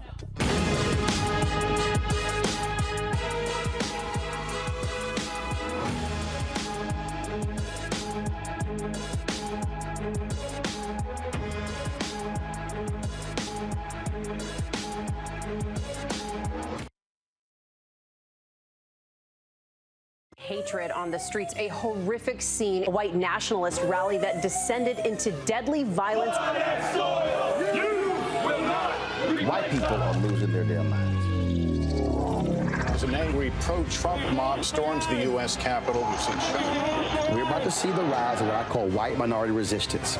We have seen white folks in this country who simply cannot tolerate black folks voting. I think what we're seeing is the inevitable result of violent denial. This is part of American history. Every time that people of color have made progress, whether real or symbolic, there has been what Carol Anderson at Emory University calls white rage as a backlash. This is the rise of the Proud Boys and the Boogaloo Boys. America, there's going to be more of this. Here's all the Proud Boys, guys. This country is getting increasingly racist in its behaviors and its attitudes because of the fear of white people. The fear that they're taking our jobs, they're taking our resources, they're taking our women. This is white fear.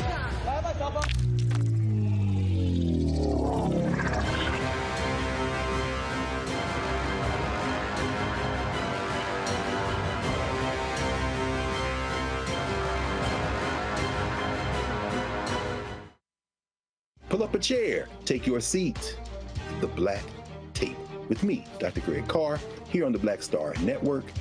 Every week, we'll take a deeper dive into the world we're living in.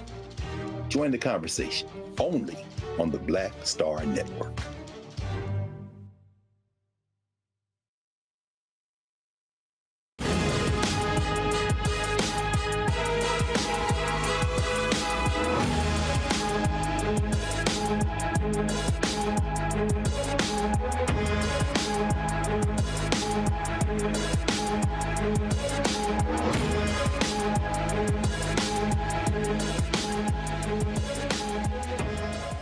We're back with our post, State of the Union coverage on the Black Star Network. Bill, you want to make a point about what Biden's talked about in his speech economically, how he was going to pay for things. Go.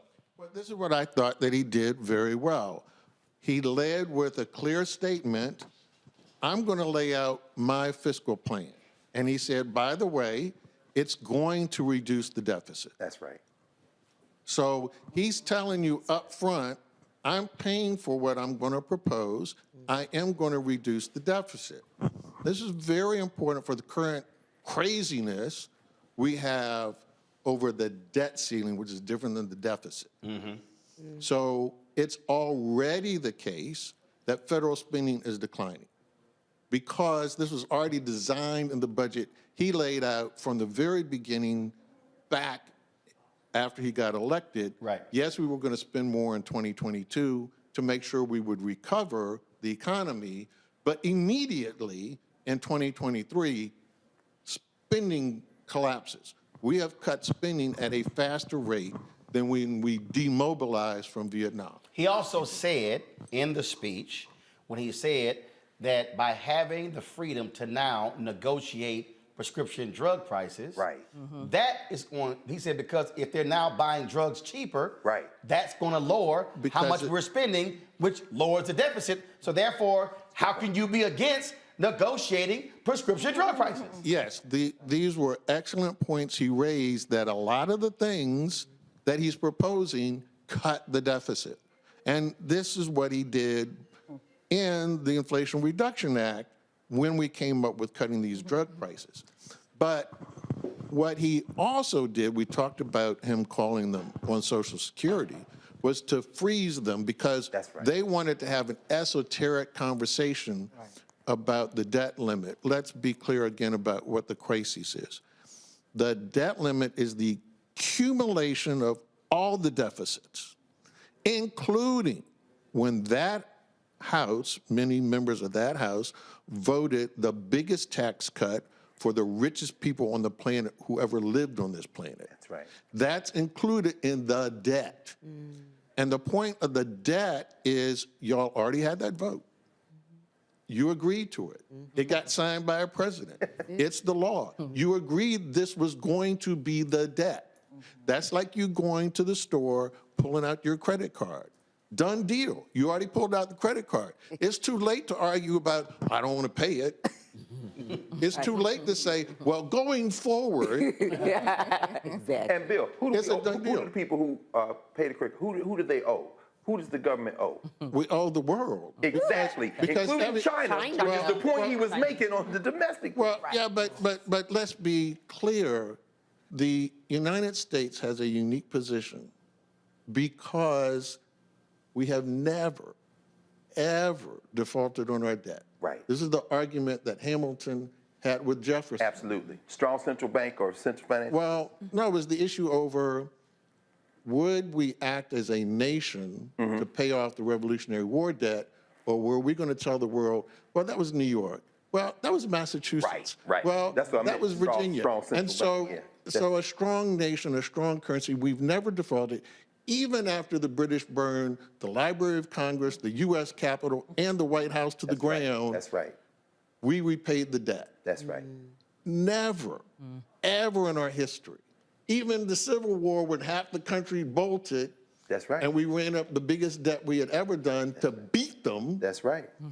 We repaid that debt. So we've never defaulted, which is why people hold a U.S. Treasury note.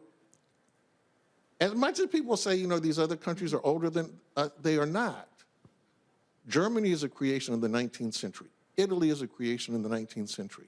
There is no currency older than the United States dollar than the British pound. Those are the two oldest currencies.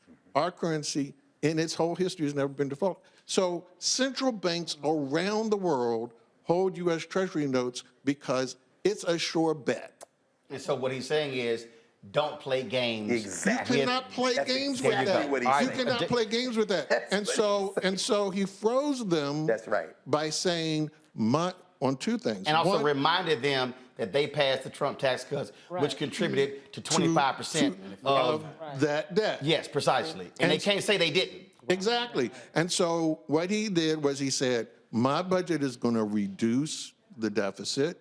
And by the way, I keep hearing the way that y'all want to do this is you want to cut Social Security, and he just shut them up on that because now they're confronted with, oh, this is not popular. Right. We don't want to say that. Do not accuse us of that. Right. And the reality is that none of them understand how they could possibly do what they think they could do unless they did that. So now it's like, okay, so he's going to cut the deficit in his budget. He's taxing people that nobody likes. Right. He talked about the stock buybacks. That was very interesting. That's as close as he got to Bernie Sanders when he started talking about that group of billionaires that ain't paying nothing. And then 15%, and then he used the white equivalent of bless their heart. God bless them. and also said triple the taxes on the stock buybacks. That's what Bill's talking about. Because on all companies, because the reality is, when you look at what happened, even when they had the tax cut, Trump and his people kept saying, "Oh, these companies are going to reinvest in the American worker," and the CEOs were like, "No, we're not." Straight, they're like, "No, we're not." Go. I just want to also say that one of the ways that the Biden administration has proposed to pay for some of these things, like he mentioned, to find tax cheats, right, to people who are skimping on their taxes, and you would think that those would be the people who are wealthy. Well, the things that he's not mentioned, the proposals that he's not mentioned, are things like his plan to trigger a 1099-K for people who are in the gig economy who sell something for over $600. Now, that has been, the IRS would actually trigger a 1099-K if you sell your sofa. Previously, that barrier was at $20,000, and maybe $20,000 is too much, but certainly he's not attacking the tax cheats at $600,000. Okay, just wait a minute. No. But if you're gonna mention that, you then got to mention, what did the IRS do? It has. They're still trying to push it. But No. What did the IRS do? Right now, it's on hold because of opposition. No. But is it on hold? It is on hold. Okay, but my point is, Dina. Dina, if you're gonna bring something up, you got to bring up what they actually did, so the people who are watching and listening are going, what did they actually do? Let it be fully clear. But let me just, so it's on hold, but it is still a part of his plan. It is still something that he wants to do. This is not about. It is very much about. This is not about little man on the street. It is $600 to trigger. It means you have to pay. It is about. Oh, 1 second. So, Bill, you say it's not about that. Explain. No, because it means, yes, you will not have to pay tax on that, which you're supposed to. But what he really did was increase the size of the IRS back to its former size, so that people like Donald Trump don't get off free. Or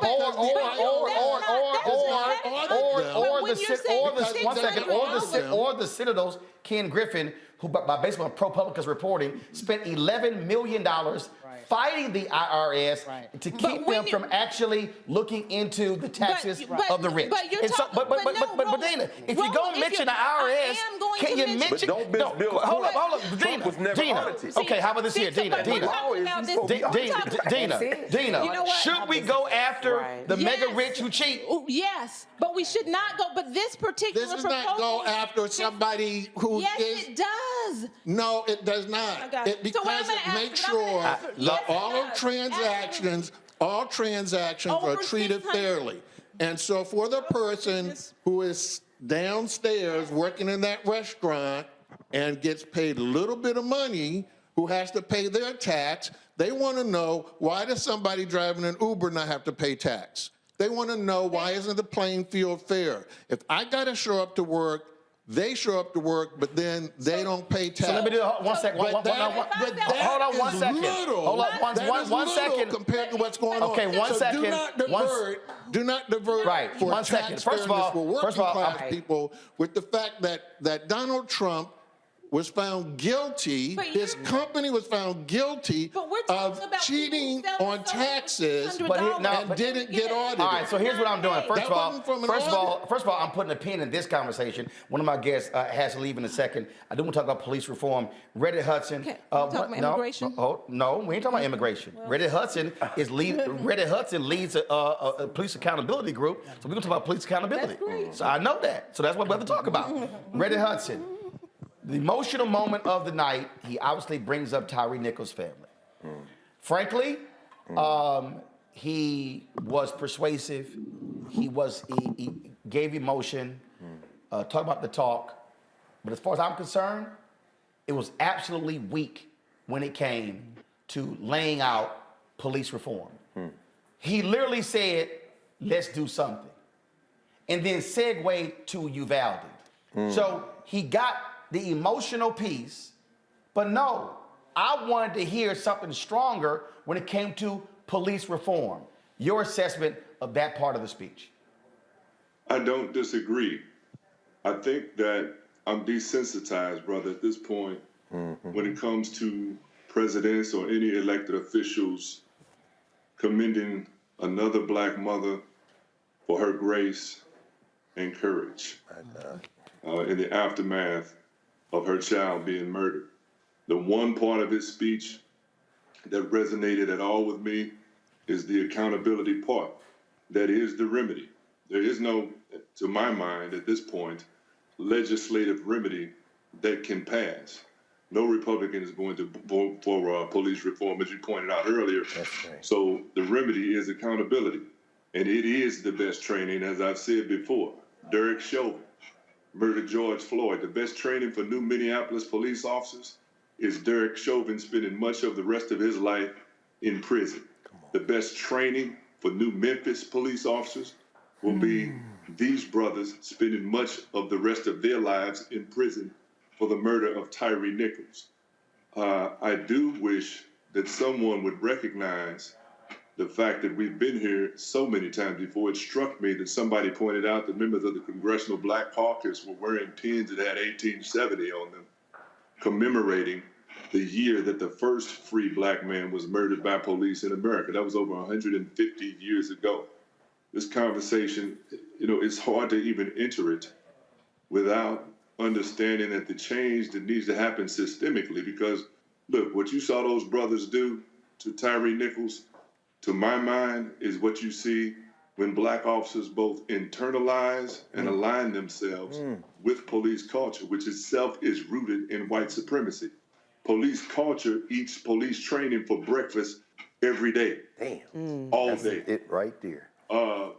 What we need is people, and Roland, I sent you something. I want you to look at it when you get a chance. It's a press conference that had me, Dr. DeLacy Davis, who you know, Cheryl Dorsey was on, Rochelle Bilal, Black Philadelphia Sheriff, talking about, from our perspective, what needs to happen in law enforcement so that we can see the kinds of changes that are required at this point, because it's very difficult. I think contextually, I agree with the panel that you've had on tonight. Overall, great State of the Union speech, but in that space right there, I don't know what a president. I think Reddit froze. Test redundancy. Cliff Albright, this is where this president has to be pushed. And this is where folks have got to show up and protest and make demands. This is where civil rights organizations can't just be happy. I'm sorry, let me be real clear. Legacy civil rights organizations, because they purposely freeze groups like you and Until Freedom and the Poor People's Campaign out of those meetings because they don't want y'all in the meetings. Yes, I said that. So to all of the legacy civil rights groups, they don't want Black Voters Matter or Until Freedom or the Poor People's Campaign at the table. That's why they say legacy civil rights groups. The president has to be pushed to be more aggressive, and he must lean in like he did for the infrastructure bill, Cliff. Yeah, first, let me start off with the good news, right? Clearly Pop took his vitamins today. Yeah. I wasn't sure that he could stand for more than an hour, let alone give an energetic speech for more than an hour. So I will give him a little props just in terms of, the overall effectiveness of the speech. And a couple of moments in particular, Social Security moment clearly stands out because he did a masterful job of cornering the Republicans, or letting them corner themselves. But to your point, right, and this is important because this is the nexus between that last issue that you were talking about, which was the police reform, and the issue that I was listening most closely for, which was on voting rights. He saved democracy till the very end. He talked about the importance of democracy, right? But he didn't actually say voting rights. He didn't say anything about voting rights legislation, right? Oh, it was quick. Every other... It was quick. Right. It was quick. And if you look at every other issue that he talked about, right? He talked about all the economic stuff and on all those economic things. He had some policy. He had the tax policy. He has the junk fees policy. He talked about the violence, and he talked about this ban assault rifle, right? He said ban them now, right? He talked about the tax on the wealthy. He even talked about abortion. And so you can't just say that he only proposed legislation on things that he thinks he can actually get passed, because clearly he knows in that Congress that ain't nothing really moving on abortion. There ain't nothing moving on that assault rifle ban. In fact, Cliff, I'm gonna read it. We must all speak out. There's no place for political violence in America. In America, we must protect the right to vote, not suppress that fundamental right. That's right. That's right. And so that would have been a good spot to say, therefore, pass the John Lewis Voting Rights Act, right? He doesn't go that far on that point, the same way that he talked about, and he pointed out the Tyree Nichols family, but he didn't actually say, he said, let's do something, right? And then later he goes, democracy must not be a partisan issue, it must be an American issue. Hell, but not when you're trying to keep folks from voting. Exactly. And so we needed to hear him say something very specific, the same way he was specific on all the other things. And I support those other things. Everything he talked about, I support. There were times when he sounded more like Bernie Sanders than Joe Biden. Right. And I support that, right? But you gotta come with it on voting rights and on police reform the same way you get specific on all those other issues. And that's what he did not do tonight. Cliff, hold tight for a second. Going to a quick break. Tiffany Lofton, we're coming back to you as soon as we come back. You're watching Roland Martin Unfiltered, an hour on the Black Star Network, our post coverage of President Biden's 2023 State of the Union address back in 2 minutes.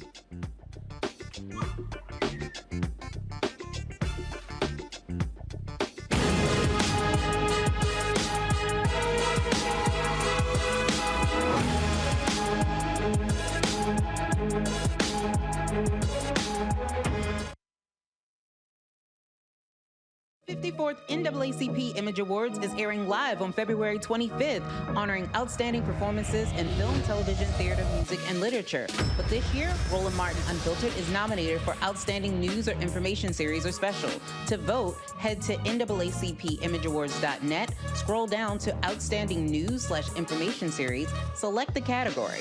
You have to click on hashtag Roland Martin Unfiltered Black Votes Matter Election Night Coverage. To submit your vote, you will need an email. Only one vote allowed per email. Voting ends on February 10th at 9 p.m. Vote today.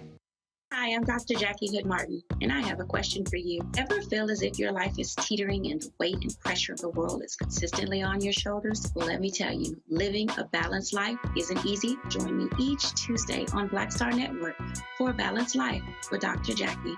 We'll laugh together, cry together, pull ourselves together, and cheer each other on. So join me for new shows each Tuesday on Black Star Network, A Balanced Life with Dr. Jackie.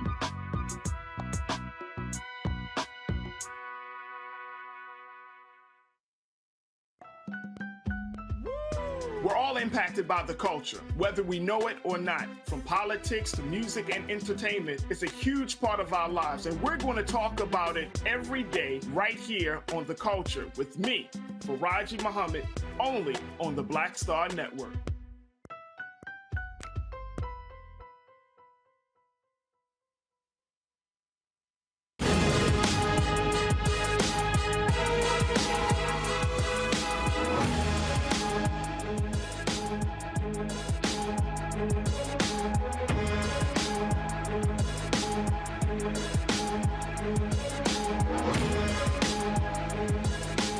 People before you didn't have to, and that's what they don't want to do. All right, folks, welcome back to Roland Martin Unfiltered, our special coverage of 2023 State of the Union speech. Tiffany Lofton, activist, normally somewhere doing headstands. She joins us right now. Yeah, I said it. Tiffany, you sent me a couple of text messages. Your assessment of tonight's speech. I'll agree with everybody else in terms of his hair was slicked back today. The makeup was on point. He definitely rehearsed that speech plenty of times and did a really great job of managing his breath during the speech. I was thankful that he was able to make it 72 minutes for the State of the Union. I disagree with my brother Cliff. Bernie Sanders would have never said I am a capitalist, So this gave me nothing towards Bernie vibes. I voted for Bernie twice. I was extremely bothered to the panelists who spoke before me. Joe Biden did a lot of things tonight where he covered the basis of who he needed to talk to prepare for the next election cycle. Everybody heard what they wanted to hear because he mentioned it. He might have said the agenda. He might have said the issue area. He might have even said the problem. But I didn't really hear too many solutions from Joe Biden today. And that's what I think young people, millennials, Generation Z, are looking for a president to do. It's not just to say, here are all the things that we are concerned about and that are on the election, that are on the ballot. But here are the things and how we're going to fix it. And he said our democracy is really strong. He said, I quote, because I have a scripture here in case anybody wants to fight me. He said, capitalism without competition is not capitalism. It is exploitation. And I said, well, damn. That was the most colorblind statement I think I've heard from a president on the State of the Union, because we've been talking about reparations and black people. And if we don't have equal footing, if we don't have access to the same resources or wealth that many of our enslaved brothers and sisters, enslavered brothers and sisters put us in the position for, then how can we have a positive capitalism that Joe Biden is talking about he enjoys running this country under? Young people wanted to hear about climate change. They wanted to hear about education, and he whispered student debt. We're still waiting. By the way, if you're in D.C. or in the surrounding areas, please join us February 28th, where the Supreme Court will be hearing the oral arguments. We'll be out there rallying at 11 a.m. You can meet us there. And we heard him whisper about police. There was no solution. He did, however, do something really important that I had to text my comrades in the movement about. This is what he did. He said that we have to work on training for police officers, which is the same narrative that we hear all the time, even though all of us know statistically and data-wise, it does not work at all. Training is not what stops and keeps black people safe. Definitely doesn't help police officers in the moment. And he said we needed to fund and invest in first responders and other professionals. He said it in his speech. First responders and other professionals. And I said, well, by golly gee. This is the same president at the last State of the Union that said he was going to put 100,000 more police officers in the streets. It is coming from the person who was president, who was vice president, under an alumni president who said, stop saying defund the police to activists and organizers across the country. Yet here we heard a small confession. And I texted you, Roland, and I said, defund the police was right on time and also ahead of its time. Because defund the police, the slogan, scared everybody that benefited from the deaths of black bodies. It benefits from police brutality. They didn't want to support defund the police. But tonight we did hear Joe Biden say, the president of the United States of America say, that he wanted to invest in first responders and other professionals. And that is all defund the police had been calling for this entire time. In Los Angeles, where I am currently standing, where I live, 18% of our budget goes to LAPD. And tonight he said, let's raise the pay for teachers. Let's cancel the student debt. He gave a little bit of a, if you want to do college, you can. If you don't want to do college, you don't have to. And we can talk about on a different day the state of education in this country. That does bother and scare me a little bit as somebody who went to college and graduated and has $22,000 student loan debt. But we heard democracy and no voting rights. And I heard nothing about the cost of living and the cost of rent in this country. And Gen Z and millennials are pressed up against not making enough money with fair wages, not having enough union jobs in this country, and paying too much in the rent and too much in the gas and simple daily things. I understand that we need to talk about Social Security and insulin. My father right now, who is experiencing heart failure and kidney disease, right now I am his sole caretaker. I know how important insulin is to my father. I also know how important dialysis is, and right now he needs transportation, and he has health insurance and Medicare, and neither one of them cover his transportation. So we're in a pickle. But I want Joe Biden to address solutions, not just name or drop the key words that get people excited on social media and Twitter. And when we come to the next election cycle, I told my friend They said Joe Biden has people's support because he has been helping black people. And I said, he only has their support because we have a lack of options. So and when we get more options, the Democratic Party ought to be afraid. Well, so that's all I wanted to say. So we were in the break, and I said this to Greg. And this is what I need folk to understand, and that is when we look at this particular speech and we're talking about issues and what was talked about. And I'm gonna go to you first on this one, and that is when you look at the numbers. Joe Biden will be 82 next year.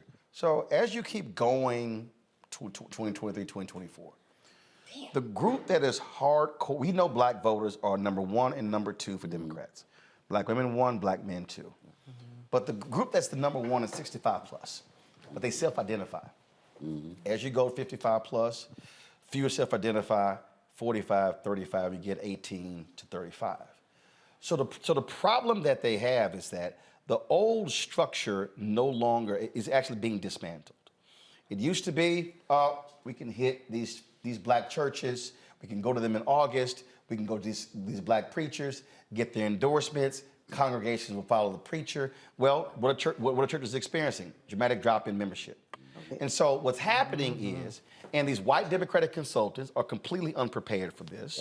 Yes. You now have to go after black people the same way radio stations, TV stations, everyone else, you now have to micro-target. So what they're not used to is having to market to Bill's separately from Lauren separate from Tiffany separate from Greg. They are not used to having to market specifically to black women. They've been ignoring black men. Oh, now I got to market to black men. Yep. And so what you're seeing, and the numbers didn't lie.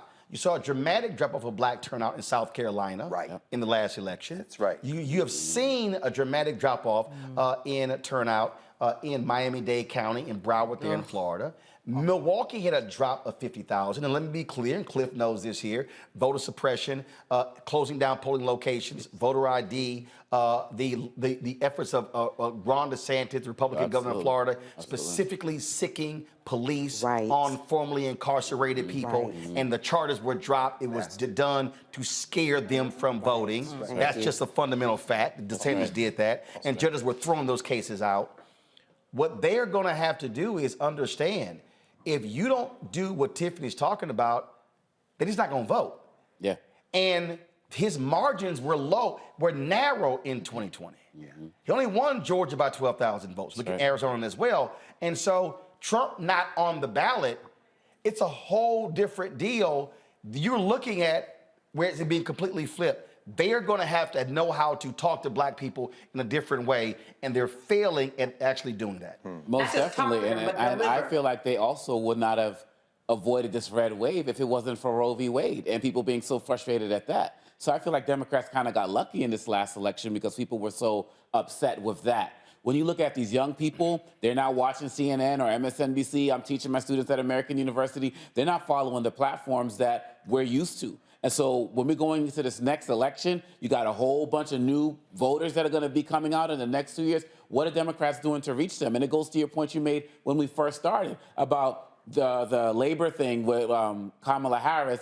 You know, what are they doing to promote this stuff? Because young folks aren't going to the White House feed on Twitter to see what's going on. So are you out there in the social media space? Are you out there hitting people on their phones? If you're not doing these things, going by that old school method, and there's no Republican, sabotage of themselves, like what happened with this last time that led to the red wave being avoided, 2024 is not a guarantee. Reese, the thing that I have consistently said, I said this in 2020, I said the moment Biden was inaugurated, I said they better start focusing on the midterms right now. They didn't. And so, look, you could say his speech tonight was the beginning of the campaign. What they should be doing right now, after this speech, they should be holding town halls. They should be having conversations, laying out, this is what we've done. If they try to wait until August of 2024 or September and October, you're playing with fire. And again, if it's DeSantis or somebody who's not Trump, you're going to lose. Yes. However, I think this conversation kind of still doesn't acknowledge the fact that they have done all of that. there is a messaging issue because they're up against a very well-funded, organized disinformation machine that is micro-targeting Black voters. They did a study of this in the UK right before 2020, where they showed how through WhatsApp, for instance, WhatsApp is a communication channel that a lot of non-English speakers that they use. And so there were memes disseminating through that, talking about socialism, this, et cetera, et cetera, et cetera. So I don't think that there's a lack of work being done. I think that there's a lack of understanding the scale and scope and relentlessness that they're up against that seeks to erase it. One of the ways they seek to erase it is to marginalize and erase Vice President Kamala Harris, who 2 weeks ago or 3 weeks ago had a summit of Black men at the White House, for instance, who last week was doing groundbreaking things. Who did they call beforehand? Listen, I'm only. No, I'm just no. Hold on, I'm sorry. No, wait. Hold up. Let me take the earpiece out. They had a summit on Black men. Roland, the Howard basketball team I didn't even know about it. They were down there with the vice president. Thank you. Listen, hold up. They had a summit on Black men. Yes. Well, they had a summit where Vice President Kamala Harris had a conversation with young black men. Did it occur to them to tell any Black men in media? Listen, I just want to give space because we give plenty of space to what people's perceptions of what's not being done. I just want to give some space. That's a good point. There's legitimate criticism that I'm very vocal of myself of how to message and get the communication out there. And I said it during the midterm. You sure did. Said you need to invest because it's not going to happen organically. I'm literally sitting here like, damn, really? Because what you're laying out. Look, we've probably done more than any show in America on the amazing things that Kristen Clark is doing in the Department of Justice. And I've said to the White House, why in the hell are y'all not discussing that from the podium? The wardens they are putting in jail, the officers they're putting in jail, the people who they're found guilty and going to send to prison for hate crimes. They're doing that. And again, I totally get the well-funded machine, but here's the deal. They've now known for a decade that exists. Exactly. If you ain't figured out how to counter it by now, what the hell are you doing? And maybe the problem is because the white consultants keep pouring all the money in damn TV ads. This is true. As opposed to creating mechanisms to also counter that. Or what also needs to happen, Biden should be calling some Democratic billionaires and saying, you know what the Republican billionaires are doing? Funding alternative media, where y'all sitting here doing animation and playing with entertainment. I gotta go to a quick break. When we come back, final comments. And so let me know how much time we got back. Everybody's gonna get a comment. And trust me, go over your time, I'm gonna hit you with an We'll be back on the Black Star Network in a moment.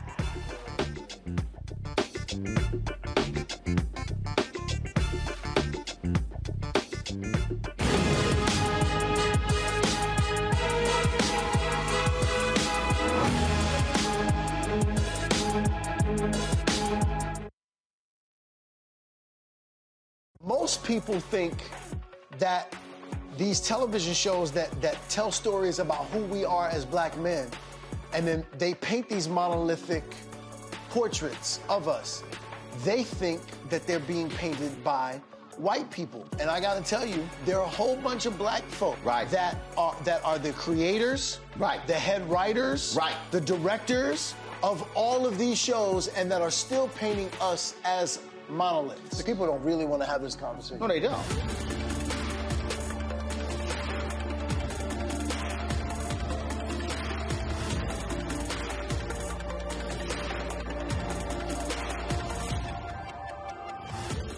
When you talk about blackness and what happens in Black culture, we're about covering these things that matter to us, speaking to our issues and concerns. This is a genuine people-powered movement. There's a lot of stuff that we're not getting. You get it, and you spread the word. We wish to plead our own cause. Too long have others spoken for us. We cannot tell our own story if we can't pay for it. This is about covering us. Invest in black-owned media. Your dollars matter. We don't have to keep asking them to cover our stuff. So please support us in what we do, folks. We want to hit 2,000 people, $50 this month, raise $100,000. We're behind 100,000, so we want to hit that. Y'all money makes this possible. Check some money orders. Go to P.O. Box 57196, Washington, D.C. 20037-0196. The Cash App is $RM Unfiltered. PayPal is R Martin Unfiltered. Venmo is RM Unfiltered. Zelle is Roland at RolandSMartin.com. All hell black people at his house.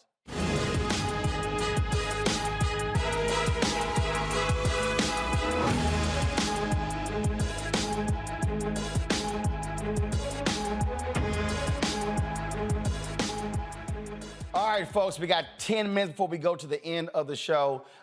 Each person is going to get to say something. I got the clock. If you go long, I'm shutting you down. Erica, you first. Go. Good news. One of the things that President Biden says that we're not bystanders in history.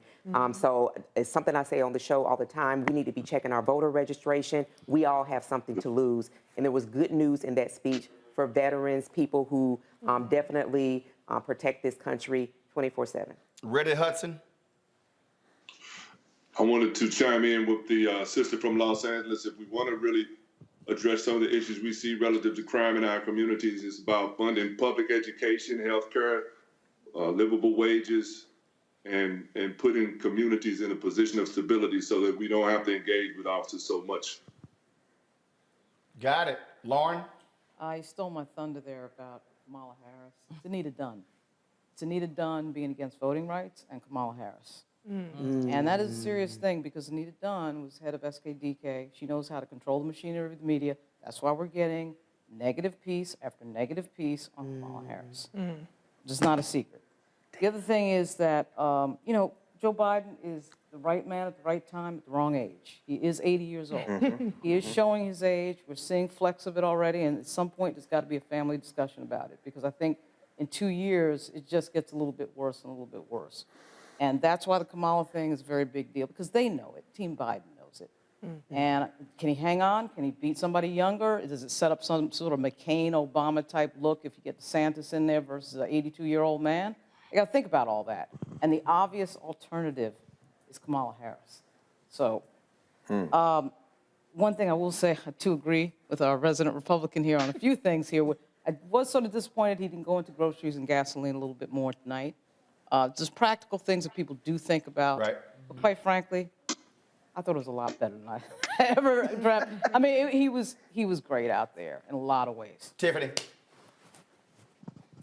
Join us February 28th at the Supreme Court, where we're listening to the oral arguments. Joe Biden, at the end of the day, has the sole power to cancel student loan debt, and he can do more than what he said he can actually do. So we are looking forward to swift action from the White House after that happens and after the Supreme Court acknowledges and says their determination. I also want to say that we should support Black media 100% because I have never seen a conversation like this, and I've been on for a very long time on the West Coast watching y'all debate these really important topics, and our people want to have these discussions. And I usually tell people to find a political home. But if they can't find a political home in their town or their city, they're going to go on their phones and they're going to watch this show. And this is where they're going to get their education and their information from. And I think you all, everybody in the room, did a great, actually take that back. Most of y'all in the room did a really good job tonight. So good to see y'all. Thanks so much. I'm a Congo. This is the time for all of us in our community to double down our efforts now. All of the things we said we weren't satisfied with Biden about tonight, that he didn't spend enough time on voting rights, police reform, we need to hit him hard. We can't wait till beginning of 2024 or whatever. We can't, there's no elections going on right now. So we gotta hit him hard, whether it's through our media, whether it's through our politicians, our grassroots organizations. It's a now or never mentality. If we push them harder, we're going to get what we want, so we can't give up right now. Tamia? Well, I will say that, as the kids say, he did flex tonight. I was also disappointed that he didn't go deeper on police violence. The other thing I want to say, too, though, is when we talk about engaging Black voters, last cycle, I had a couple of clients who all won. They were all Black candidates. And the important thing, and they did not all represent all Black districts. The important thing to remember is that when we're looking at candidates, we actually have to make sure they're connected to the community, and we have to build campaigns that reflect what the community looks like. To your point, Black consultants that look like the candidate and can guide the candidate the way that they should go in this process. So I think it's very important for us to stay engaged and active and hold our leaders accountable. And like you said, I was going to say the same thing, making sure that we are advocates and we stay active with our president and what's happening in 24. Bill? Well, I was very pleased with him on the economy. He did mention issues of affordable housing, the problem that seniors have with housing. He can't do it all in a speech. He can't lay out all the legislation. So I was happy that he touched on most of the key economic issues. I do think that we have a big problem. The media was so quick to sop up a Republican complaint about him and then change the cycle. He does have to figure out a better way to control the news cycle, to be more assertive. We were also happy when we woke up and found out I do not have to hear this idiot as president. But now the president seems not present as much. And so now that we have a president I actually want to hear from, they do need a strategy to make sure that we hear from him and that he dominates the news cycle because his message is important and fighting misinformation, getting us to the right spot on understanding the complexities of what we face. It's important for us to hear from him. Dina? First of all, thank you for having me. I love being the elephant in the room. And before I come on air, I always pray Psalm 19:14 that the words of my mouth glorify God. And so this screaming match that just happened, that doesn't honor him, and I apologize. I don't ever want to present misinformation, and I also support Black media and diversity of thought. So if you go to bpalivewire.com, that is a website, a platform that my sister and I host. And on bpalivewire.com tomorrow, we will share some of the information about conservatives and Republicans actually voting for CHIP, actually endorsing and passing legislation that empowers and funds community health centers. We'll talk about everything from we want to talk about the over 90 executive orders that President Biden instituted that took away the Trump administration's immigration reform that's leading to this open border. So we'll talk about those things. We also encourage you, of course, always to support Roland and these conversations and fund him there. BPA Livewire is actually free right now, so bpalivewire.com for diversity of thought in the Black community. Great. Thank you, Roland. And this is very important. Nobody's going to hear this anywhere else. I would just say I agree with you, Lauren. I mean, he's too old. And the whole political landscape changes. We know this whole thing can be changed in a year, whether he runs again or not. We heard tonight a commercial. Most of my students, like yours, Congo, they didn't watch this. And so we better listen to what Tiffany is talking about. The shrinking participation of voters combined with voter suppression, there's a very small margin for error. Democrats just moved their primary South Carolina up first. This could be a free-for-all by the time we start running for president. And so Kamala Harris being undermined from within is a problem. Now, can she win? We don't know. But we know one thing, finally, on the Republican side, there's no guarantee. Andrew DeSantis has no charisma. He's going to be in the field with Nikki Haley, maybe Tim Scott, maybe Mike Pompeo, maybe Mike Pence. But if they're all in, that means Trump could very well be, in fact, will probably be the nominee if he's not in jail. Shout out to Fannie Willis and Tish James. But the point is that at the end of the day, what we are facing is a map that we can only begin to try to predict about what's going to happen next. And what Joe Biden did tonight is make a series of commercials that he thinks is going to get Democrats across. And as I end, I would say people need to listen to you, Roland, because if that is the roadmap they lay out, they're setting themselves up for what Cliff has been fighting against and what Tiffany's been fighting against and what you've been trying to tell them, which is you better listen to some Black people. Final comment. There was this great scene in The West Wing, my all-time. You didn't speak? No. Oh, you didn't? No, Reese. Go. I thought you did. No, I Hurry didn't. up. Go. No. You didn't speak? I thought you did. Go. Okay. We've talked a lot about the Democratic strategy, the White House strategy. I just want to challenge us, because we're about civic engagement. I just want to challenge us to be engaged as well. Yes. And the things that we say we care about, seek out the information on that, because it is out there. It's not digestible. It's not necessarily easily available, but it is out there. And then we can help spread the priorities and the receipts for what's being done out there far and wide. One of my favorite shows was The West Wing. There was this great scene where there was a Latino politician and the White House got upset because he was sitting courtside with another Democrat, and they called him in and they said, hey, what were you doing? He said, I was at the game. And they said, we gave you all of this last time. He said, that was last time. What do I get this time? Yes, sir. The reality is this president needs a return on investment to black people. And that is, he ain't president without black people in South Carolina. He ain't president without black people all across the country. That's right. And so the bottom line is, he has to be pushed. He has to be pushed as aggressively as possible. To this White House, understand, I will be riding the hell out of you over the next 2 years. Why? There's no guarantee he'll be president beyond 2024. And so we should be getting every damn thing we deserve while he is there. Everything. And so understand, you are going to be hearing from us a hell of a lot more. And if you can't handle the heat, well, then you might want to go find a new job. Folks, thanks for watching. We'll see y'all tomorrow right here on Roland Martin Unfiltered on the Black Star Network, where we keep it real, keep it black. Be sure to support us in what we do. Your dollars actually make all of this possible. Paying for staff, this office and everything. Check your money orders, P.O. Box 57196, Washington, D.C. 20037-0196. Cash App, $RM Unfiltered. PayPal, R Martin Unfiltered. Venmo is RM Unfiltered. Zelle is Roland S. Martin, and Roland at RolandMartinUnfiltered.com. Thank all of our panelists for being here. Everybody who's via Skype as well. We have more tomorrow. Jackson Mayor Chokwe Lumumba was going to be on.